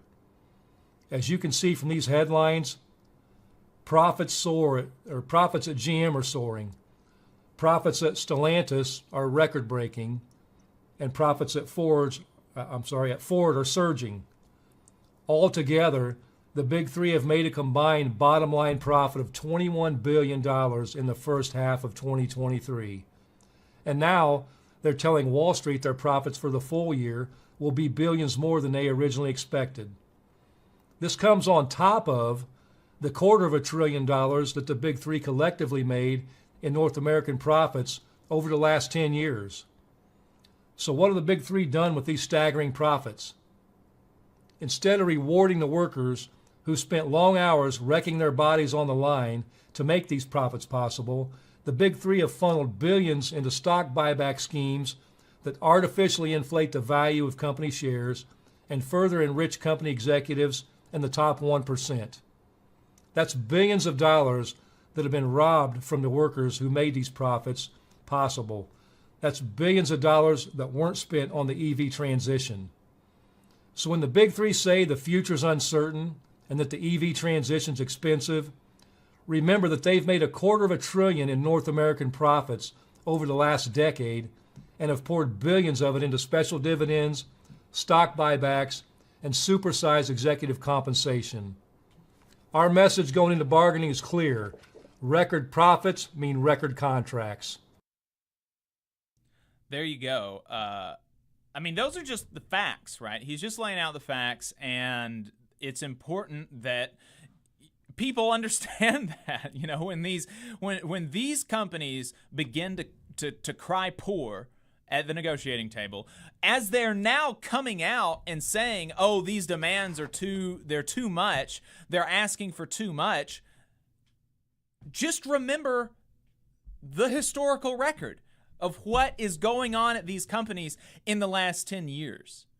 They're making record profits while the real compensation of employees is going down. And I mean, by the way, I think as consumers, we can see that the quality of the product is going down. You know, vehicles used to last forever.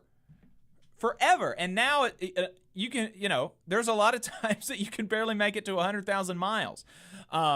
And people blame that. I've heard people attempt to blame that on the employees, saying, "Oh, well, look, the UAW produced cars, they don't last as long as some of the Japanese produced cars like Hyundai or Toyota." And that is so silly, because the UAW workers are not the ones who make the decisions about what materials to use. They're not the ones who decide what designs to go with. They're not the ones doing, that is totally out of what they're doing. That is not within their purview. That is all management's. That is all management prerogative about what is produced and how it's produced and to what quality it's produced. They can only control what they do on the line.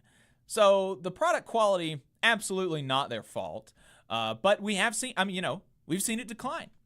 We've seen it decline. And all of this on the consumer end and on the worker end, declining expectations from these big three automakers while they're making more money than they ever have. Literally more money than they ever have. So remember that when they start to cry poor. And just to illustrate some of what I'm saying about the declining living standards of big three employees, let's play the second clip from Sean Fain. While big three executives have used those extreme profits to pump up their pay, our members have fallen further and further behind. This chart compares what our contracts provided in 2007 compared to what they provide today. As you can see here, an auto worker starting at a big three company in 2007 had a higher starting wage than an auto worker starting in 2023. And that's without taking inflation into account. If the 2007 starting rate had kept up with inflation, newly hired big three employees would be making $28.68 in today's wages. That's more than $10 an hour higher than the current rate. That's almost $21,000 more per year. That's a life-changing amount of money that our members have been robbed of. Sorry, I got to take a drink here. But as many of you know, that's not the full story. The starting pay today is even lower for our temporary workers. Ford and GM hire temps at $16.67 an hour. Stellantis hires temps at just $15.78 an hour. That is criminal. In 2007, it took 3 years for a new hire to reach the top rate, back then of $28 an hour. Today, 16 years later, it takes 8 years to reach a top rate of around $32 an hour. Even that top rate is much lower than it should be. During the Great Recession, we lost cost of living adjustments, which made sure that our paychecks kept up with inflation. We won cost of living at General Motors all the way back in 1948. And then when inflation took off in the 1970s, the UAW won cost of living across all of our employers to ensure that our standard of living didn't fall further behind. The big three have come roaring back since the Great Recession, but cost of living, which was suspended then, has not. Prior to 2007, every member at the big three earned a pension and every member received health care when they retired. Today, a majority of our members across the big three automakers are second class of workers who are being denied retiree health care and pensions. When you put these two images together, they paint a damning picture of what's happening, not just in our industry, but across the economy. The rich are getting richer, while the rest of us are getting left behind. And just to add a couple of other statistics, it would take, so one of the issues that they're trying to fight in these negotiations is not only the second tier of workers in the big three automakers, like their kind of standard plants, but also the battery production plants, Right. which are in many cases non-union, not all, but in many cases non-union, and even where they are unionized, the employers have not budged, and they are significantly below even the second tier of employees at the standard big three manufacturing plants. And just to illustrate that, a production worker coming off the street working at Ultium, which is a electric battery manufacturer owned by one of the big three, they only make $16 an hour. While the CEO, Mary Barra, I think she is the CEO of GM, she makes $29 million a year. It would take an Ultium employee working full-time 16 years to make not what Mary Barra makes in a year, not even what it takes her to make in 6 months, or even 1 month, or even 2 weeks. It would take an Ultium employee 16 years working full-time to make what this CEO makes in 1 week. Wow. Insane. Additionally, these companies have closed 65 plants in the last 10 years, and the majority of those plants were not closed during or immediately following the recession. Rather, they were closed in periods of high and record profits for the big three automakers. And so, as a response to all of this, the declining standards of workers, the plant closures, the disrespect that workers face from the big three automakers, they have put out, the UAW has put out the members' demands. Apparently, they used to call the list of the bargaining priorities that the UAW would present to the big three, they used to call those the president's demands. They're calling them the members' demands this time. And those demands are to eliminate tiers on wages and benefits, give substantial wage increases at 46% over the next 4 years. They want to restore COLA, the cost of living adjustment. They want a defined benefit pension plan for all workers. They want to reestablish retiree medical benefits. They want a right to strike over plant closures. They want a working family protection program, and this is really, really cool. That would mandate that the companies, if they leave, which the workers will have more leverage in the event that they try to leave a plant, if they get all of these bargaining priorities, because they'd have the right to strike over plant closures.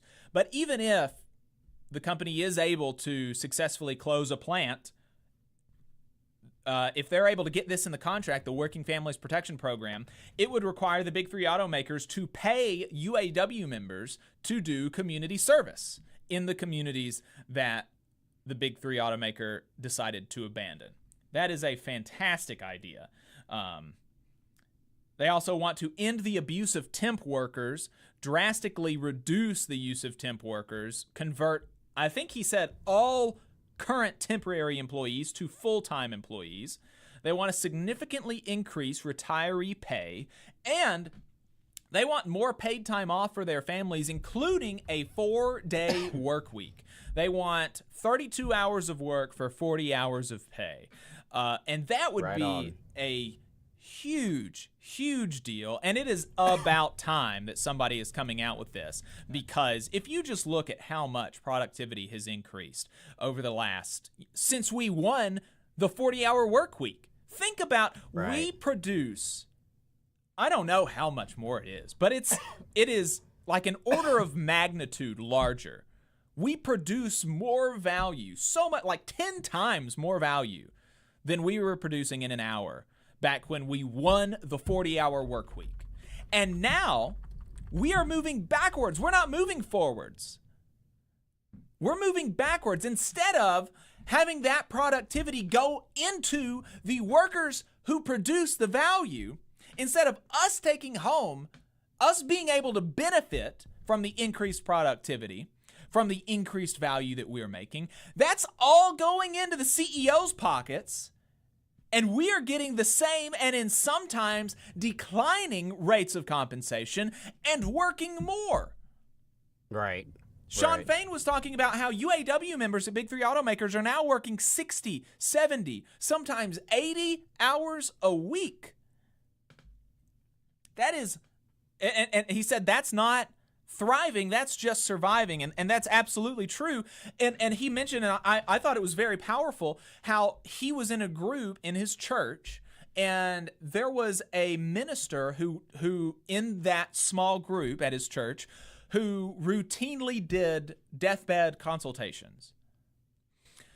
And he said that this minister told the group that he had never, in all of his deathbed consultations, heard anybody say that they wish they had spent more time at work. And in fact, it was very common that people regretted not spending more time with their families. And that's what we're talking about, right? People lose sight of that. People just think about the money when we're talking about how much should people make, how much should people work. They lose sight of the fact that when we work for a company, when we create value for a company, when we create profit for these ghouls and leeches at the top, we are selling our life. That's what it is.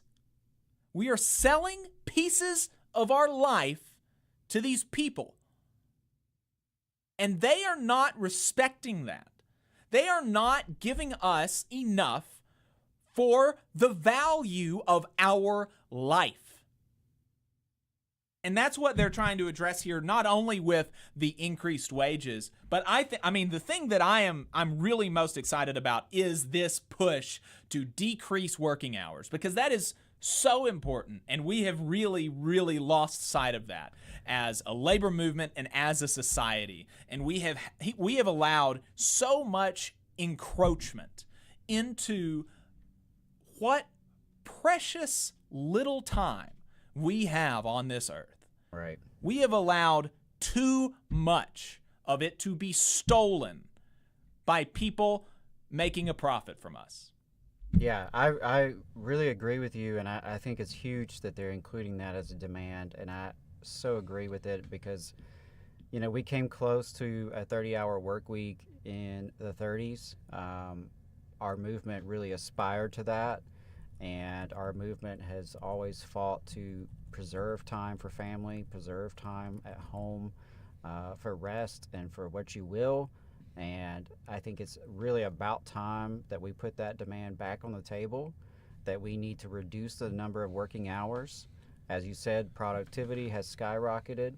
There are climate implications as well. If you listen to the economists who've studied this and how climate and the economy intersect, there's reasons to believe that working less is actually good for the environment. And beyond the fact that it's good for our social development, it's good for our families, it's good for our communities. And just to put some numbers to it, from 1948 through 1979, productivity and compensation were, around the same, right? There was a little difference, but they both rose at about the same rates. But from 1979 to 2021, productivity and compensation totally took off at different rates, right? Productivity increased over the last few decades, 64.6%. Hourly pay only increased 17.3%, right? So productivity has grown 3.7 times more than our pay. All right, and so that is, just to put some numbers to what you're expressing here, that productivity has increased. We as working people have not seen that value. That value has been collected by the top, and it's about time that we get some of that back. And I say we get some of our time back, because so many folks are out here working more than 40 hours a week. Yeah. And we have to reset the standard for our lives and for our living conditions and our working conditions. We got to reset the standards. Too many people are working 50, 60 hours a week. Too many people are having to combine multiple jobs and work 50, 60 hours a week, right? They're not even getting overtime pay. They're still draining that much of their life, and they're not even getting the overtime premium. Yeah. So many people are working in jobs where, yeah, they get time and a half, but what if they had a union and could get double time? Yeah. What if they could have premiums, for over 8 hours in one day, or premiums for working after midnight? And, those are the kinds of things that a union can provide you. So, really appreciate some of the demands being brought out, and just wishing all the best for UAW in these negotiations, and, hoping that the members can organize and really push to get the best kind of contract possible. Absolutely. And that, that differential, 64% increase in productivity, 17% increase in wages. That differential, that is not, it's just important to understand that value is not lost, right? It is out there. It is real. It's just not being taken by us, by the people who create, who produce, by the people who make, by the people who do. It's being taken by the people who own.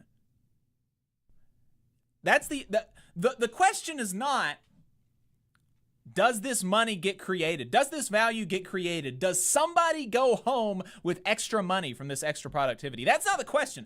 That money is there. It is being created. That value is being created. That profit is being created. The only question is who gets it? Who gets it? And right now, it's the people at the top, the people who are making money off of money, not the people who are making money off of labor. That's who's taking it. And so, really excited about the UAW and the Teamsters trying to take it back. And not everybody is excited about that. Not everybody is as excited about that as we are. And to illustrate that point, let's take a look at what Jim Cramer on CNBC was saying. Interestingly, Jim Cramer still on the TV, despite the fact that analysis has shown that if you took every piece of investment advice that Jim Cramer gave, you would be have lost a lot of money. I don't remember what this figure was, but you would have lost money. You would not have made money.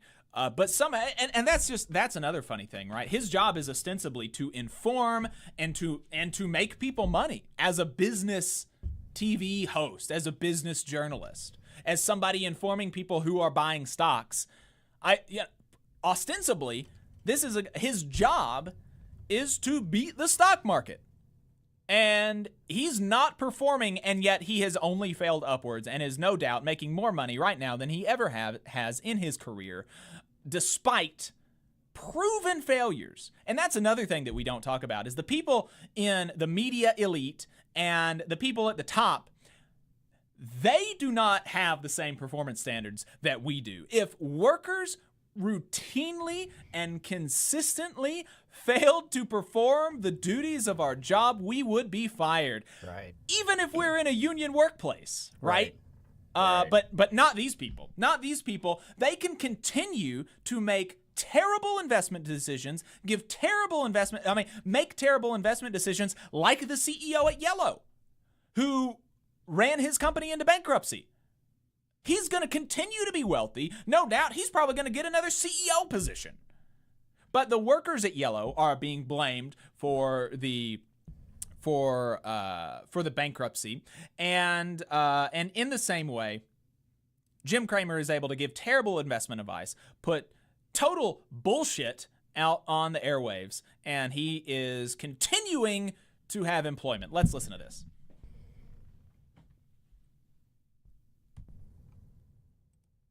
Speaking of exaggeration, Just a little exaggeration. how about the way that UPS stock initially went up on that deal? Yes. And then people see that maybe the Teamsters got the best of it. Although it's a good thing for the U.S. economy that there is not going to be a UPS strike. You know, I'm so glad you mentioned that because that was very important for the U.S. I do want to know whether Ford is going to talk about whether there's more of an issue with the UAW. Then Carol Tomei talked about being an issue with Teamsters. Very important to watch that because when you look at the way GM traded, it started going down when Mary Barra, the CEO, glossed over the union issue. That's a big mistake.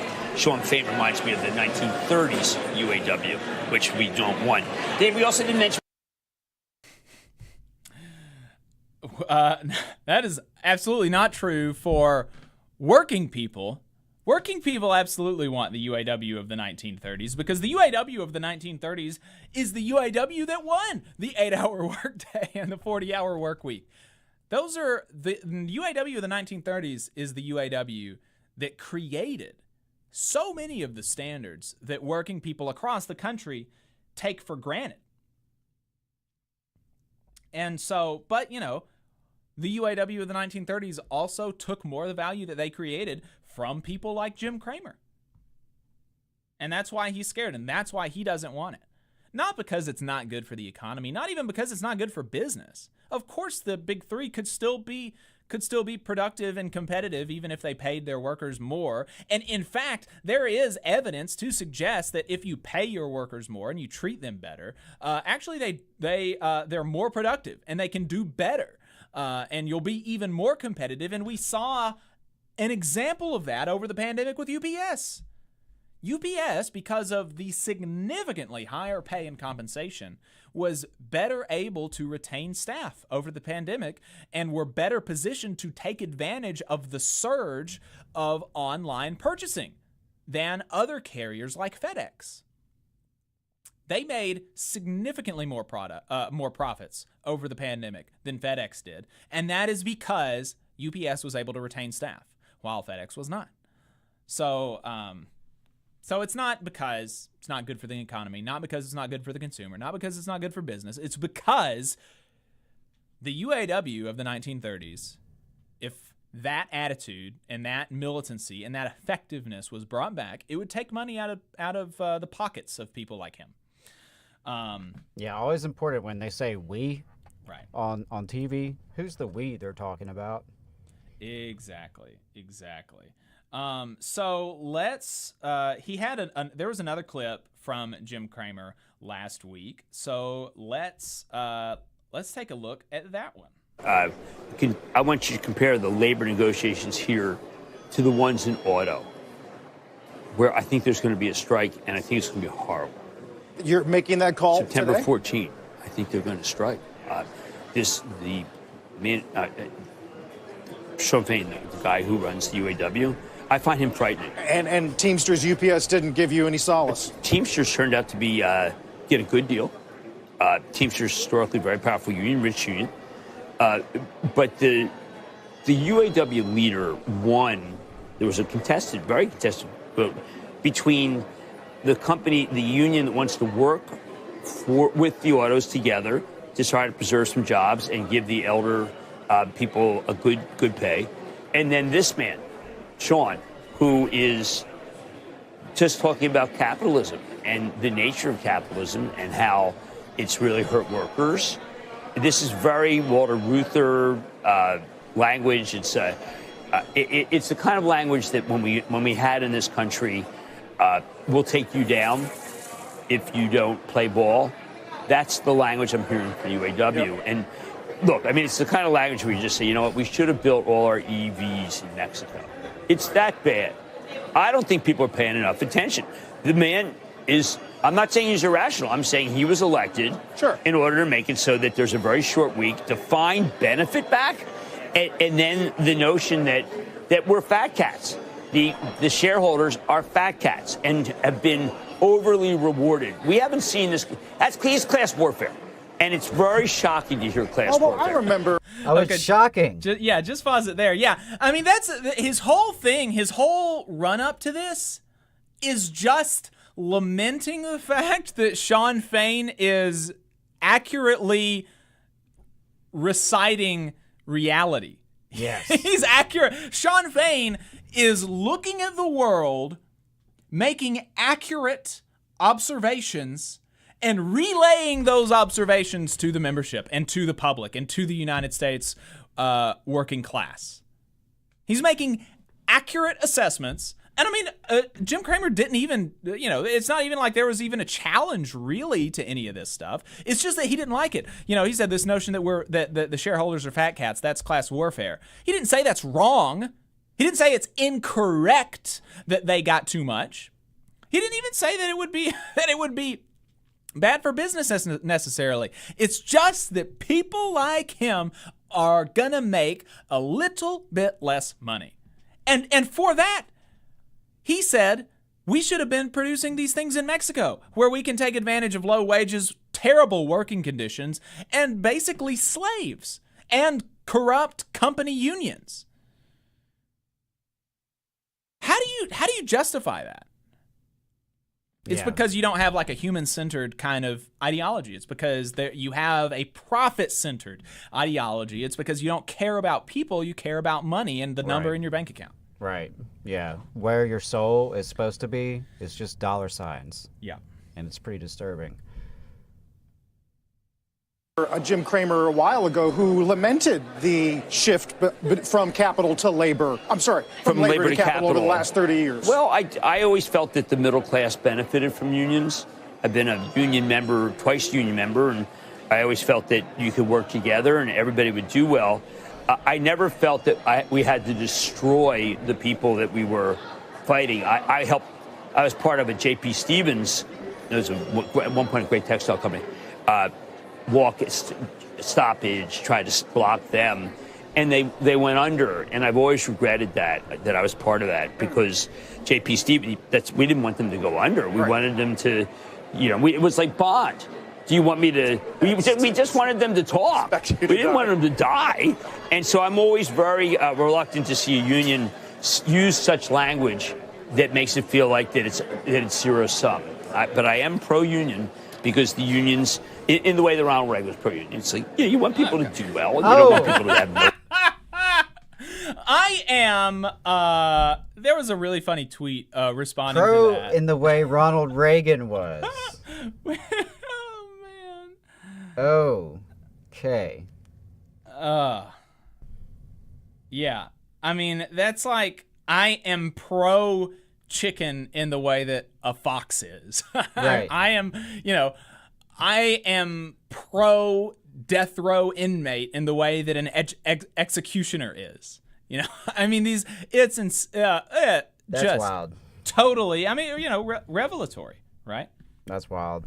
They let this man, not only do they let this man talk on TV, they pay him money. They pay him large sums of money. They pay him money. He gets money to say this stuff. Healthcare, I mean, unions can be good. But this is toxic. It's a very toxic situation.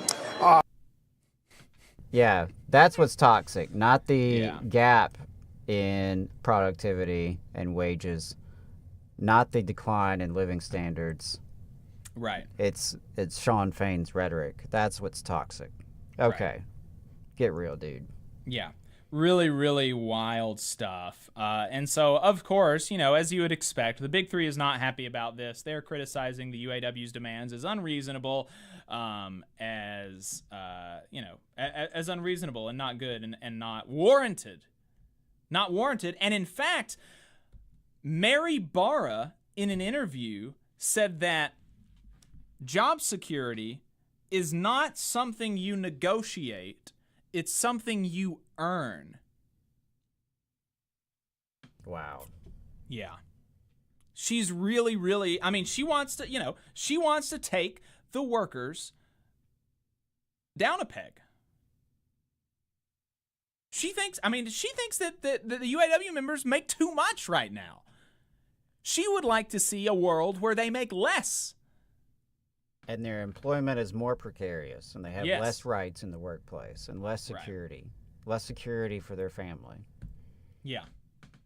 Really wild stuff here from the leeches at the top of society.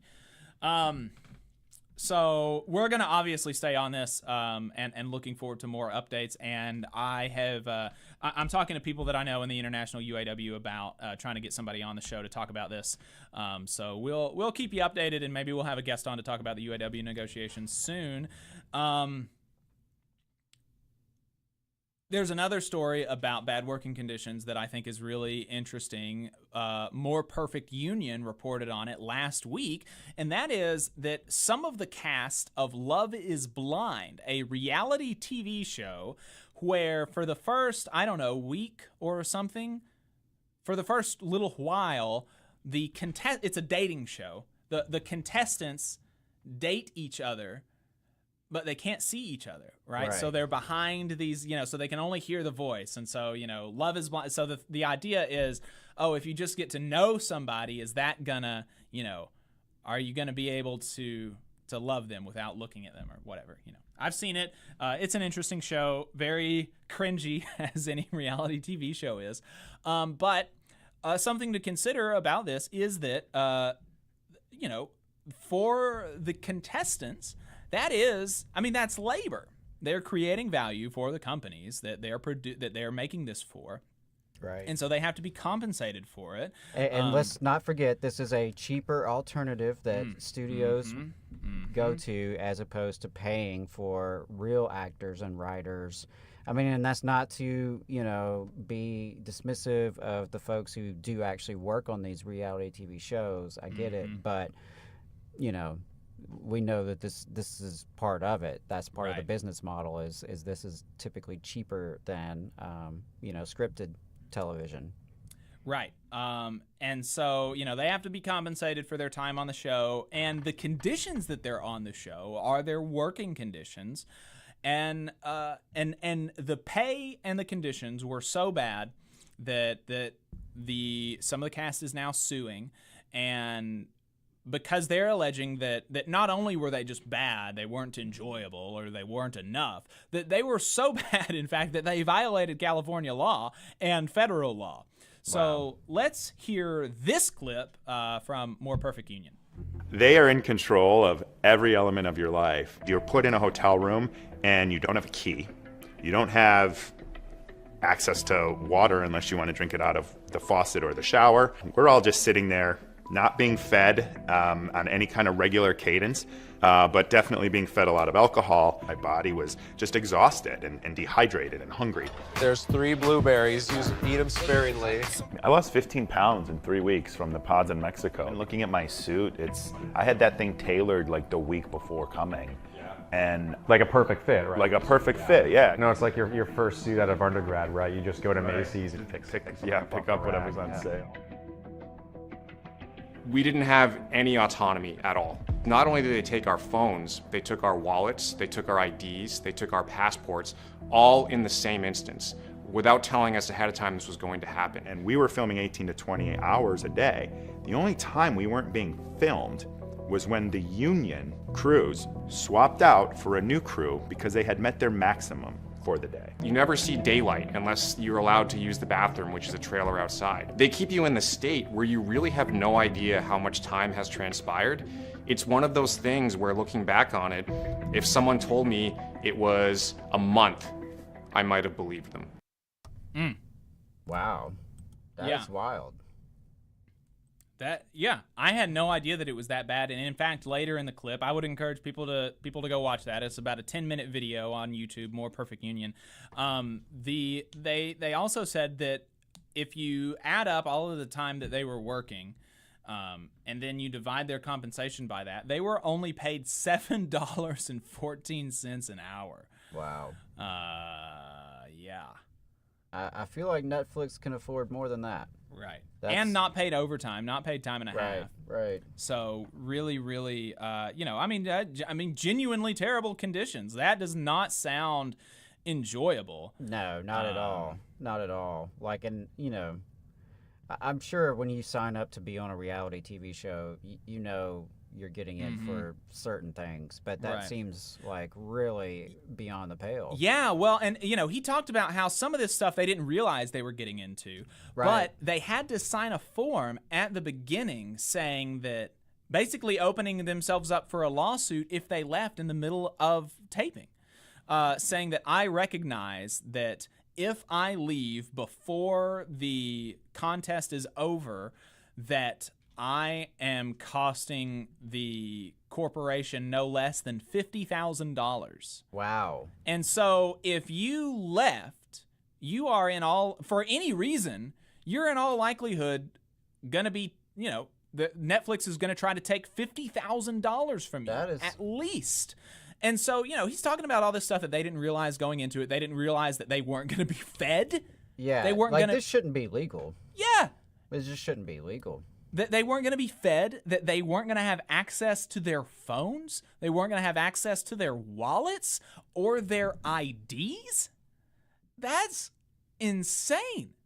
Yeah. And so they didn't know all of that going in, but before, and he said that in response to, he said that he gets some people commenting like you said that oh, you knew what you were getting into, blah blah, stop being so whiny. And the fact is that they didn't know what they were getting into, but they did know that if they left, it's going to cost them $50,000. Right. And I don't know about you, and I don't know about the economic condition of a lot of these contestants, but $50,000 is not something I could just pay at the drop of a hat. No. I mean, if you were holding $50,000 over my head, I would be your hostage. Yeah. Like, there's just no debate about that. So, I would just have to deal with it. Whatever you did to me, that's pretty disturbing. Yeah. Very exploiting a weakness, I think, in contracts and just in protection that these folks don't have. I mean, so... Yeah, I don't know. Unionize the reality TV show contestants, I guess. He has an organization, UCAN, what was it? Unscripted something actors, I don't know. UCAN, UCAN is the thing, and it's like an advocacy group for reality TV people. So that seems like a start. Yeah. Seems like a start. Yeah, I mean... if folks are making money, if there is a commodity that is being produced and people are making money and there's labor involved, labor needs to be protected and labor needs to be organized. That's my thoughts on it. So we just finished watching Jim Cramer a little bit ago, and he is not the only wealthy person who's freaking out about blue-collar workers making too much money. There's this fellow called Patrick Bet David. He is an entrepreneur. He made his money. Let's see. Well, we don't have to talk about how he made his money yet. Let's hear his opinions without me poisoning the well. Let's hear what he had to say without me poisoning the well about UPS employees. All right, let's make sure I get the right one here. In UPS, if you were to compare UPS strike versus Hollywood strike, that's not the right one. That's which one? The one that is wage or surprise? Wage. Yeah, all right. Talk about that one. What do you think is the average pay for a full-time employee now at UPS? Don't say anything, Tom. What do you think? UPS. Hey, Vinny, what could Brown do for you? Give me the answer. 55,000. Okay, full-time, right? Full Okay. time. I'm assuming those people want to kill everything. Not minimum wage. Average. Average. The key word is average salary for a full-time 55? employee. You said 55? Well, I'm a huge fan of The Price is Right. I'm going 55-1. 55. Okay. Well, first of all, you win. That was not a hard bet to do, but I'm going to tell you what it is. Yes. Okay, it's... Oh my God! I can't believe this is it. Way higher. Okay, what is the minimum wage right now, federal in America? What's like the minimum wage? $7 or something. $7.20. Okay. Yeah. Some states want to take you to 15. Okay. Right. Pause it just there for a second. Yeah, I love how we're comparing an average full-time wage to the minimum wage that you're legally allowed to pay people. It's also $7.25, by the way. Yeah. It's been $7.25 for 14 years. Yeah. Yeah. Worth That's pointing out. Yeah, that's another thing that it's worth that these people are, these are like our betters, and they don't, they have no idea like how people at the bottom of society live. They have no idea, it's just that's just kind of a funny aside that they know so little about what they're talking about. But let's keep playing that. All right, so full time, it's $49 an hour. That's $100,000 a year, guys. That's $100,000 a year. That's exactly what it is. The average full-time employee now at UPS gets paid six-figure salary. What? That's all right, the new. Vinny, let's get out of here. Let me read this to you. What am I doing? I'm going to read this. Yeah. Then go do it. You do it. I freaking dare you to go work for UPS and make less money than you do right now. What? What a jackass. What a stupid thing to say. And completely disrespectful to the labor, of course, that UPS workers do. And a lie, a misrepresentation, because there is no way that this fancy boy is going to get his hands dirty working in the warehouse or driving a truck with no air conditioning for 60, 70 hours a week. Give me a break. Let's continue. Go. I quit after. Go. I'm leaving. But hang on, you got to all the haters in the chat that want me to leave. Bye. Bye. Listen. Yeah, okay. Goodbye. Go do it. Yeah, not even right about your figures, by the way. Yeah, that's another thing. Not right about your figures, but, go do it. Go do it, and then come back and talk to us about it. It's just, and that's what, that's what these people think about us. That's what people like that, people in the, media elite, the corporate and corporate media kind of stuff. That's what people think about, just normal working folks. They think it is so crazy that an unqualified, uneducated, unskilled worker would make $100,000 a year? Oh, Ooh. That was their reaction to that. While this guy, Patrick Bet David, $200 million net worth. Wow. And we'll talk about how he got his money in just a second. $200 million net worth. And he is laughing at the prospect of UPS workers making $100,000 a year. But his figures are not right, of course. As you know, if you listen to this show, unlike him, that's like I said about the minimum wage thing. These people, they don't have the faintest idea about what they're talking about. They don't have a clue. UPS workers right now, and it's not even the average full-time, and there's just so much wrong. He said the average full-time is 49. That is not true. What he was reading, and actually if he had even read what he put on the screen, it would have made him think a little bit. Is it the average full-time right now? Because what he read on the screen said the average full-time top rate will be 49. That implies that it is not 49. And he was reading from some article about the tentative agreement, what was in the tentative agreement.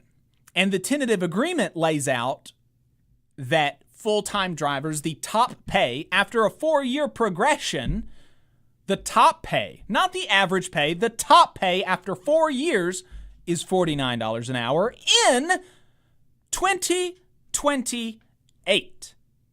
Okay? Not right now. In 2028. Right now, it's $42 an hour, the top rate after a 4-year progression. The top rate after a 4-year progression for full-time regular package car drivers is $42 an hour. So you've got all sorts of package car drivers who are in year 1, 2, or 3 of their progression who are not making $42 an hour. You also have right now 22-4s, which is a second class of driver who make half of what the regular package car drivers make because they're in a second tier. Fortunately, in this tentative agreement, that the tentative agreement allows for the elimination of 22-4s, but that's the status quo right now. Part-time warehouse workers make about half of what full-time package car drivers make, and warehouse workers make up 2/3 of the UPS workforce. So the idea that the average employee at UPS, the average package car driver at UPS doesn't even make $42 an hour. Significantly less. There are UPS workers across the state of Alabama that are only making $15.50 an hour. Okay? I mean, yeah, they have no clue. They're so, and they don't care. They don't care because all they're doing is laughing at the prospect of a normal person making a wage where they can be comfortable and go on a vacation, maybe even more than once a year. They don't really care about the specifics. They don't care about whether or not it's even true. They just want the opportunity to laugh and mock the idea of a normal person like you making enough money to maybe go on 2 vacations a year and have a nice house and have a car. That's what they're doing. That's all they're doing. Let's listen to this second clip where he asked, and so, you heard all this, they're surprised. They're so surprised. And so let's allow them to tell us why they were surprised. What is the most shocking thing about this? You thought the number would be way lower. You thought that they don't deserve this amount. What is it that shocked you? I mean, you were shocked. You said 55,000. So what were you shocked about? Yeah, I'm shocked by the number. Yes, I Well, don't know. how much would they have to pay you, Vinny, to wear the brown shorts and drive a truck with no door and a flimsy seatbelt? It's exactly 2 times. Guys, can we have a serious I'm conversation? sorry. It's exactly 2 times what you guessed. Okay. Yeah. You said 55. It's $101,000. Okay, give or take. That's average. Does that factor in CEO? Is that factor in? Okay. That's full-time employees. Just $49 an hour. That's great. That's insane for this to take place. Okay, so now you say that's great. Guess what it means? Okay, yes, it's great. By the way, we can make that $490 an hour. Yeah. What does it cost to ship something? Yes. Okay, that's where the money comes from. The consumer is going to have to pay more. You are paying the raise. They're not paying the raise. You're paying the raise. So to us, if the consumer, what does it cost right now, Rob? Go and see what it costs to ship a regular item. Just go prices at UPS to ship anything. Okay, prices at UPS to ship anything. Let's just see what it comes up. Okay, zoom in. All right, so zoom in right there. So check this out. 1 pound is $8.44. Okay. 2 to 4 business days. 2 pounds, $9.96. Okay, guess what? Now, what if they say, well, we want it to go to $490 an hour? We can make that happen. We just got to make it $88. Okay, now stop that right there.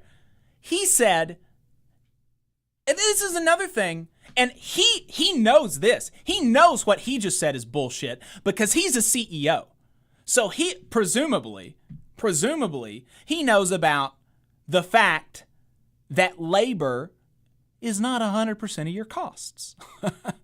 And so what he just said, he knows is a lie. He absolutely knows it is a lie. What he just said is that if we paid these package car drivers $490 an hour, then that's 10 times what the rate that they think it is. 10 times $49 an hour is $490 an hour. And so what he just did is he said, well, currently, rates are $8.40, and so it's going to be $80. He multiplied the cost by 10 because the wage increased by 10. And he knows even if you paid $500 an hour, the cost wouldn't increase by 10 because labor is not all of labor's not all the cost of the business. You've also got material costs. You've got, oh my goodness, maintenance costs, depreciation. There's just so many other costs that go into a business that even if you paid what would be an unreasonable wage of $500 an hour for a UPS package car driver, because that's not like, that would be more than the value that they create, right? That's more than the value, frankly, than people like him create. It's $500 an hour. He does not create that much value in an hour, frankly. But even if we paid package car drivers $500 an hour, your package rates would not increase 10 times. It might increase like maybe 5 times, maybe 6 times. But that's not what we're talking about. We're talking about going from $42 to $49 an hour. So what is that? What is that? 25%? 20%? Something like that. So your package rates are not going to increase that much, if they increase at all, frankly, because remember, UPS made $13 billion in profits last year. So they've absolutely got money to pay the Teamsters everything that they wanted out of the current revenue. And they don't have to raise costs at all, as long as they were willing to take a hit on the profits. They don't even have to decrease the CEO compensation, right? They just have to decrease the amount of money that goes right back into shareholders' pockets. That's all they have to do. Okay, let's continue. So this idea of, day one, hey, consumer, you lost. Yep. And here we go again, like we've been talking about since we've been talking so much about the Teamster stuff. He is trying, just like mainstream media, he wants you to think of yourself as a consumer first, not as a worker, not as a member of a class of workers. He wants you to think of yourself as a consumer so that he can pit you against other workers. Right? Because if UPS pays more because of the solidarity of the UPS workers, that's going to be good for them. But it's actually also going to be good for the community, because all of that increased cost, instead of going into some ghoul's bank account in New York or DC, it's going to be used in the community that they live in. So it's going to be better for the community. And also, it's going to be better for workers at other logistics companies. FedEx is going to have to increase their wages to compete with UPS for workers. So he's trying everything he can do right now to undercut the solidarity that the public is feeling with the Teamsters at UPS. Doing everything he can to undercut that solidarity, to try to divide us from other members of the working class with which we share so much more in common than we will ever share with people like him who make money from their money. We've got one more clip where he talks about, let's see. What is it? Let's just play this clip. I can't remember exactly what it is, but we got one. In UPS, if you were to compare UPS strike versus Hollywood strike, which one they have to cave? I think it's UPS. They have to? You have to cave. Yeah. If 340,000 people go on strike, shipments are not coming in. Yeah. By the way, you know who the number one parcel company in America is right now? You know who the number one is? No, it's UPS. Really? If UPS missed this mark, that $30 billion in valuation goes to a whole different place, which means UPS is sitting there saying, guys, we better freaking do something. Guess what Hollywood is saying? Fine. We got plenty of old movies. Yeah. We got plenty of stuff. Don't do it. It's okay. Yeah. They're still paying a monthly service. While you're not making any new movies, any shows, are you still paying Netflix? Are you still paying 100%. Hulu? We have to. You have to. 100%. So the media companies on strike, they're not getting affected, but UPS had to negotiate. Wow. The union had to negotiate versus Hollywood. Bob Iger's like, look, it's going to cost a lot of people their house. Hey, listen, you motherfucker. Listen, you $27 million. You want to lose a house? There's 3 ways you can lose your house. Ron Perlman. Right? Yeah, Ron Perlman. Where you live. So when you think about that part, you just have to know that strike is going to be very different for these guys than the other guys, but $49 an hour. Interesting. Yeah. So, the funny thing there is that he kind of inadvertently admitted like the whole game, which is that if UPS workers did not work, what's going to happen to the valuation of the company? What's going to happen to the value of the company? It's going to go away. So who really creates the value of the company? It's the workers. It's the package car drivers, it's the warehouse workers for UPS. That's who do it. That's who create the value. And he's absolutely right that if UPS workers struck, the UPS would have to cave because they don't have any other choice, because they can't replace over a third of 1,000,000 employees in time for a strike. Workers create all value. And basically he just admitted it. So that's kind of a funny thing. Something that you hear is that, business people, executive CEOs, the shareholder class, they are vulgar Marxists. They're just they're just rooting for the other team, right? They kind of recognize, they basically recognize all this. They just, they just want to do everything that they can to fight the people who create the value actually getting it. Right. So, while we're talking about this UPS stuff, we're going to have time for maybe one, maybe two calls. The phone number is 844-899-TVLR. If you are a UPS Teamster, we'll prioritize your call. So let us know in the chat if you want to call in and talk about this. And so we'll try to take at least one call. But, while we're talking about UPS, I figure it's worth it for us to talk about a couple of the criticisms that we've been getting about our coverage, and then we can clip this, and then I don't have to reply to comments anymore. I can just link this video, and so so that I don't have to spend the time, because frankly it's silly, a lot of the stuff that we're getting. So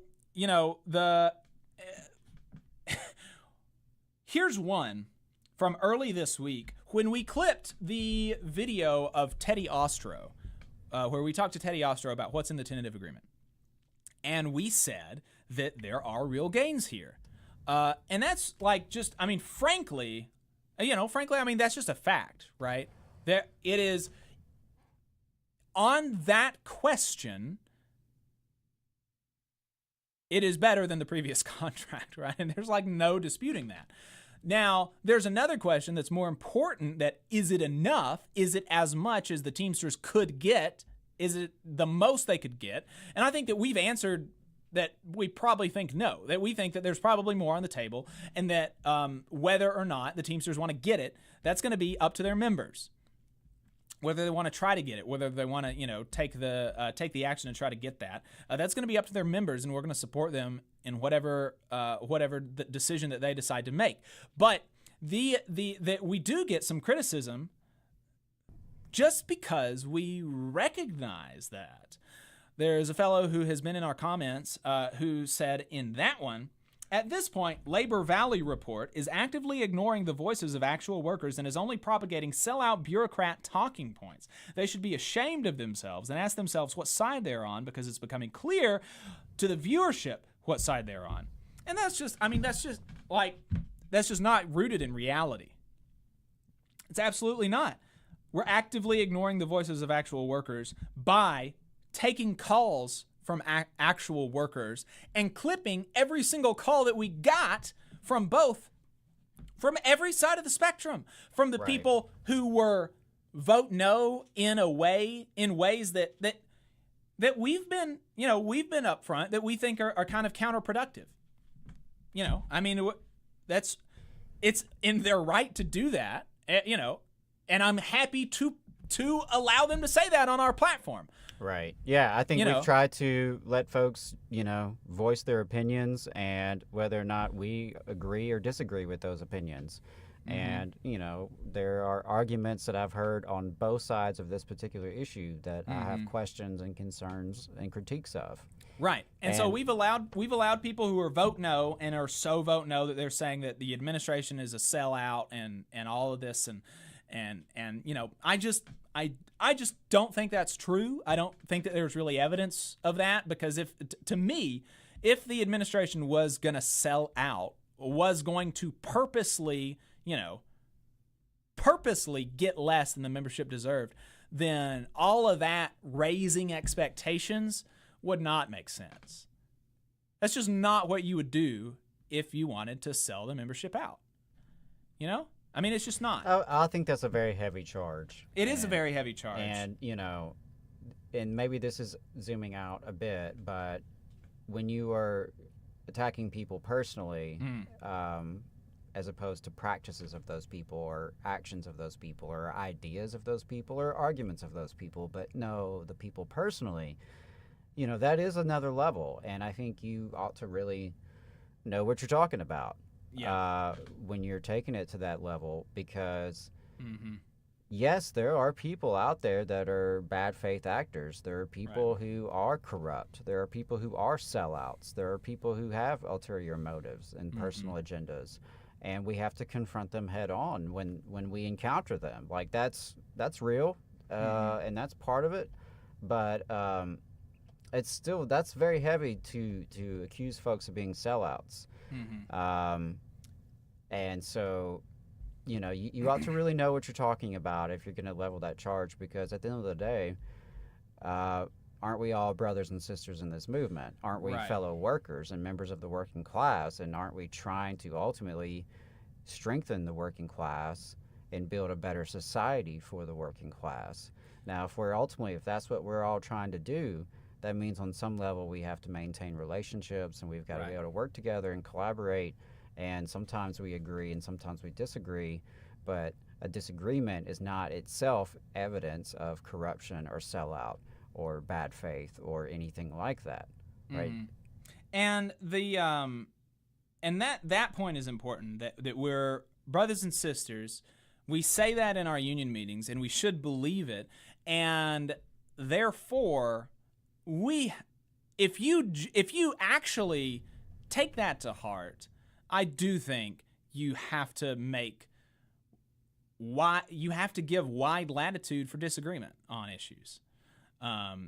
Right. I mean, and maybe it's just because I think to some degree with us personally, like, we've been organizing in the South, and it's very difficult to organize anywhere. It's particularly difficult to organize in the South. You have to be able to have conversations with folks who have very different beliefs than you, who believe things that you strongly disagree with, and who sometimes do and say things that you strongly disagree with. But you have to be able to survive. You have to be able to do that, much less to organize. And so maybe that's part of where I'm coming from with it. I've been involved in the movement for about a decade now, and sorry, I haven't sold out. I just want to put that out there, that I haven't sold out. I'm not selling out, won't be selling out. No one's paid me off. No one's even tried to, honestly. And so, I haven't gotten rich off this.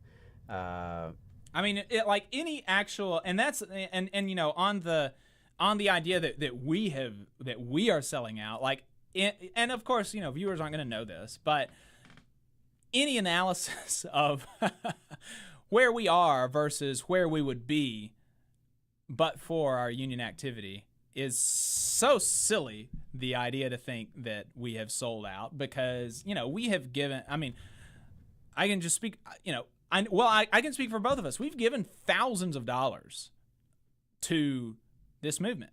Right. Just to even just to this show, but also to other stuff. And then hours and hours and hours and hours and hours of our time that is volunteer for the vast majority of it. Yeah. I have taken so much annual leave for union activity, not compensated by the union. I couldn't even tell you how many hours it was. And I've paid for my own travel to do stuff. I have taken time to talk people. I have taken time off of work to study for grievances. The idea that we have is just it's silly. It's silly. But generally, like I said, I think we have to have wide latitude for disagreement if we genuinely consider each other brothers and sisters. But we've allowed people, and we've been respectful of them because for the people that are leveling those allegations, it does come from a real place. And it's not as if they don't have any reason for believing that, because part-timers at UPS have been shafted by the leadership, and part-timers at UPS have been shafted by UPS. They are paid much less. They have much less security. They have much less, it's just, they've been shafted, and sometimes they are ignored by the package car drivers who, have more control over the union. And so it's coming from a real place, of course, right? But I do think, and that's why I am respectful, and I do allow them to make that case if they want. And I just disagree with it, even if I'm more sympathetic to the vote no. And then we've also had people who are saying they're vote no that is more in line with kind of where we are. Like, we think that there's more on the table, and so let's go get it. And then we've had people who are saying that they're going to vote yes, who've called in and said that, I just think it's too risky. I don't think, blah, blah, all this. And we know for a fact there are people who are on the vote yes side of things who have been displeased with our coverage and feel like we've been too critical of leadership or too critical of the contract or, given too much of a platform to the vote no people, right? So sometimes you just can't win, right? You're too far left for some folks and not left enough for others. Those kinds of things are just part of it. But, at the end of the day, we're just working class folks doing the best we can in our labor movement, trying to grow our labor movement, trying to provide a platform for working people. And, you're not always going to agree with everything we say, and that's okay. You're not going to always agree with everything folks say inside your union. You're not going to, it's just part of it, but you got to have healthy dialogue, right? And there's constructive criticism and destructive criticism. And, I know for this show particularly, I've received some constructive criticism that I've taken to heart that I've thought was very helpful and, helped me to learn and grow and reflect. And that's different from just, destructive criticism. Because at the end of the day, the name of our game in this movement is addition and multiplication, not subtraction and division. And so you got to always remember, which side of it are we contributing to? And so, I agree. You got to have wide latitude for disagreements. And if you're going to go to the level of, well, someone is actually a sellout, someone is a traitor, someone is this or that, on a personal level, and personalize it to that degree, you should have some evidence and you should have some good reasons to take it to that level. And, one of the reasons that they're saying that some of these people have said that we are selling out is because they say that there's an overwhelming amount of vote no comments and people feeling, quote, spurned by this channel. And frankly, we're addressing this, but the comments that are actually accusing us of selling out are very, very minimal, even though there are a lot of vote no comments. But there are a lot of vote no comments. There are a lot of vote yes comments. That's fair to say as well. And we have pushed back on some of the vote yes comments because some of the vote yes comments have frankly been, honestly, even more disrespectful than the people who are accusing leadership of selling out, because some of these vote yes comments who are coming from regular package car drivers who are at this top rate of $42 an hour. Very dismissive towards other folks. Very dismissive. Saying, some of the stuff has been, oh, well, I had to do it, and so they should too, which is so silly and such an not helpful at all. Not helpful, not a union mentality. The idea, people had to work 17-hour days. Does that mean that we should all have to work 17-hour days? It's so silly. They're saying that, if you want to make full-time pay, you should get on full-time, not recognizing that it is difficult. It takes a long time to get to be a regular package car driver at UPS, and not everyone can be a regular package car driver at UPS because of this or that reason or disabilities or whatever, but they can be a warehouse worker. And frankly, the idea that package car work is so much more valuable than warehouse work does not make sense to me at all. Because it takes everybody. It takes everybody, and you can't. you can't deliver the packages if people don't put them on your truck, if people don't sort them, if people don't get them from the planes, if people don't, if people don't put them on the planes. I mean, the idea that I do not understand that at all. The idea that it is right and good that part-timers make half the wage that full-timers make. And then also the idea that just because you work part-time, you should get a penalty on, if you work part-time, you get a penalty by virtue of not working as many hours, right? Obviously, if you make the same wage as somebody working 40 hours a week, but you work 20 hours a week, you're going to make less money. Right. But then on top of that, there are package car drivers in our comments saying that in addition to making less money because they work less hours, they should make a lower wage, which, I mean, it just doesn't make sense to me at all. Doesn't make sense to me either. And it's disrespectful. It is not brotherly. It is not sisterly. It is not solidaristic. It's bad, and we have said such, right? And we've pushed back very strongly, and I'm pushing back now. That's bad. That's honestly even worse than the vote no people who are saying that leadership is sellouts, right? Because as much as I have a wide latitude for disagreement, even among people in leadership, you got to have more solidarity with the people that are in the rank and file than the people that are in the leadership, right? And there are package car drivers out there that are not doing that, that are belittling That's not helpful. their brothers and sisters in the warehouse, and it's gross. And we've said such. So if somebody said that, if somebody got on the line and said that, we would push back, and we would shut that down. Actually, that would be one place where we would shut it down. But we've allowed people to say voting yes, and I don't know if there's as many of those disrespectful package car drivers as there are vote knowers, but there's a lot. And the idea that it's just so obvious from our comment section, which again is not a representative sample of UPSers, people that find clips of the Valley Labor Report on YouTube, not a representative sample of UPSers, obviously. Right. And so, so there we go. And then also they said it was very neutral of us to paint Sean O'Brien as a hero when we covered the Yellow situation. Didn't paint him as a hero, painted Yellow as the villain, which was accurate. And then they said we haven't posted any clips of the callers about that were vote no. And they said they commented that on Tuesday, which we release clips every day of the week. I don't know. There are people that just want to disagree. There are just disagreeable people. There are people that have an imaginary, a vision of us in their minds that they just want to be upset and they want to be mad, and whatever, that's their right. Yeah, exactly. Some folks just want to be mad on the internet, and that's okay. And sometimes folks want to just gripe at strangers on the internet and be mean to them, and that's fine. Yeah. Like if that makes you feel better, if that gives you some kind of dopamine rush or whatever, then you do you.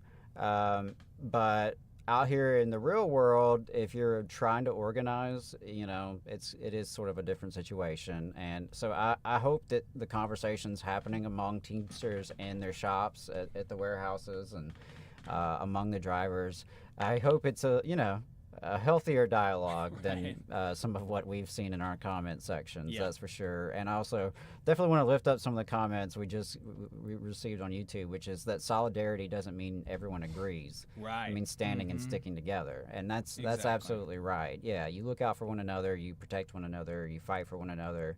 And it's kind of like, you have arguments inside the family, and then there are arguments outside the family. Right. And there's a difference. That's another thing. I am much more willing to be more biting in my critiques when I'm not on the radio, right? When I'm with my union brothers and sisters, I'm willing to, there are some things that I'm more candid about. There's things that you and I have talked about in terms of this Teamster situation that we're not going to say publicly because it's not going to be very helpful. Right. And, again, it bears repeating, we aren't Teamsters. We don't work for UPS. We are labor union members who obviously have an interest as working class activists. But, by definition, we're outside observers.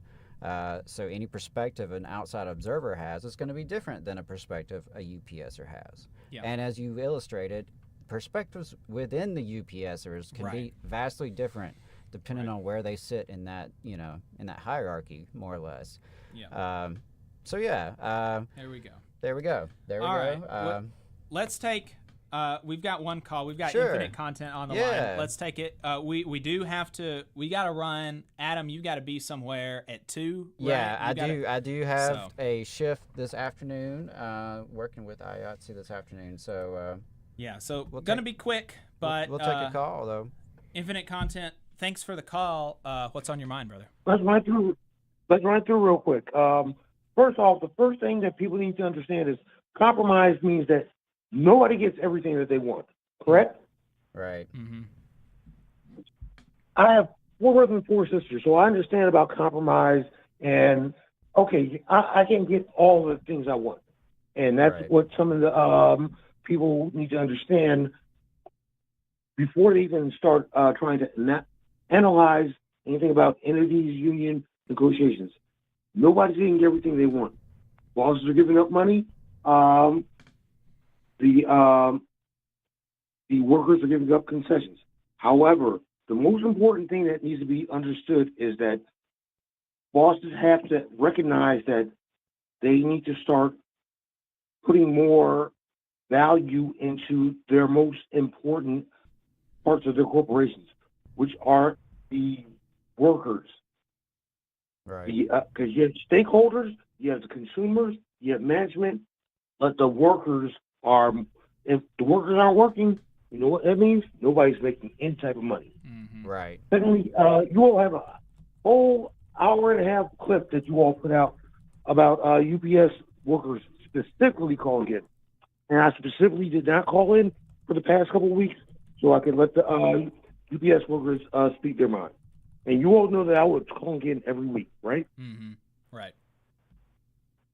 Thirdly, Jim Cramer whining about, talking about, oh, this guy is so dangerous. I'm like, well, you better hope that UAW and Teamsters don't link up with Sean Fain so they can go ahead and unionize all the Amazon warehouses, because I see that that's something that's on the table right now, that all the Amazon warehouses are about to get unionized. Pour myself a cup of water right now. Yeah, But- I know the Teamsters are definitely fighting hard with the with Amazon, and their picket has spread across the country. They started with the drivers, and but yeah, we need to get those warehouses unionized for sure. But so if you get far it's been the slow, but see, here's the thing: if you get the drivers unionized, you hit a critical part of their logistics chain. right, absolutely. And now, how is it that Alabama and Mississippi actually have more progressive history standards than Florida? Is that true? I'm not sure that's true. I think it is. They actually aren't teaching that slavery was taught beneficial skills like Florida is. Right. Yeah. Florida has taken it to a whole nother level. That's true. Like I said, I just had to give you all a quick rant. My birthday was uneventful, but nothing is one of my favorite activities to do. And I'm just glad that I'm 48 as a black man in the U.S. and have no criminal record. And I've had actually every time I've interacted with cops, it's never been good, except for 2 times in my life. Once when I was 32 and once when I was 27. Because I think the best interaction I ever had with a cop one time was when I was working at Subway, living in Tallahassee in about 1996. Cop comes in, it's like 8 o'clock in the evening. I'm about to close up in about an hour. Cop comes in, it's like, oh, well, I see you're working by yourself. Aren't you worried about getting robbed? I'm like, look, they robbed the store, they robbed the store. Right. I'm not fighting them. But then I looked at him like, sir, I see that you're wearing a bulletproof vest. He's like, yeah. I'm like, what if they go for a headshot? Nothing with that type of thing out. And I'll leave this call off. Y'all have a good night. Appreciate you. All right, brother. Thanks for the call. I hope you had a great birthday, man. Yeah, happy birthday, man. Absolutely. I need to get one of them. Infinite Content in the chat said that we were taking a page out of Sam Cedar's book by not getting calls today, and need to take another page out of his book and we need a soundboard, and we need a lot of good sounds, and we need something for like a celebration. Yeah, like a horn or I don't know. That'd be great. Or a kazoo, something like that. We'll try to get Ben on that. All right, folks. Thanks for tuning in. Yeah, really we got a few time. plugs here at the end. Let me get the plugs going. I did want to shout out that Labor Notes has some online trainings. Go to labornotes.org/events. They have Race and Labor, Caucus How To, and Secrets of a Successful Organizer workshop series. Definitely recommend that. August 8th will be a Town Hall Tuesday with Alabama Arise, Building on Our Hope. So go to alarise.org to register for the online town hall. Also wanted to plug my appearance on America's Workforce Radio this week on Thursday, August 3rd, and definitely check that out. And also appearing on that episode was Dave Jameson from the HuffPost, talking about his 5-part series on union busting. We have to. I've been seeing that. So Such that was good cool. stuff. We that need was to cool. get him on I was the really show. glad that he was also the other person on the episode. That's really neat for me because I found that really fascinating. And I thought it went well. Really appreciate Flash and the America's Workforce team for the opportunity and letting us talk to the audience there. While you're online, just go to TVLR.fm, sign up for our email list, check out our merch at the store. Don't be afraid to leave us a voicemail throughout the week or a text message throughout the week at 844-899-TVLR. And don't forget to like, subscribe, and share the Valley Labor Report. And last thing I will say is that, again, we put out all this content for free, and it really takes contributions from folks to be able to sustain the operations between labor costs, between production cost, and radio airtime, like the paid programming, commercial radio time. It all adds up. It does cost, and so we definitely could use more sponsors. We could use more individual donors. So if you already give, please know how much is appreciated, and we really do appreciate it, and it's helping us do this project, which we believe in. But if you can afford to contribute, please give whatever you can, tvlr.fm/donate. If you're a member of a union, you're a member of an organization, please talk to the board, the executive board, the treasurer, whoever you need to talk to. Ask around, see if there's interest in running advertisements on the program. We're happy to work out any kind of deal, custom packages, whatever we need to work out to find the right kind of advertising package for your organization to meet your objective, meet your budget. So definitely just let us know. And we were in the Alabama Political Reporter this last week. Yeah, that's right. Almost forgot about that. Yeah, shout out Patrick Darrington with the Alabama Political Reporter. He put out an article on Monday about the Valley Labor Report and our growth and our audience and just all the exciting things happening around TVLR as well as the labor movement in general. So appreciate y'all tuning in this morning. Thanks, y'all. See you next week.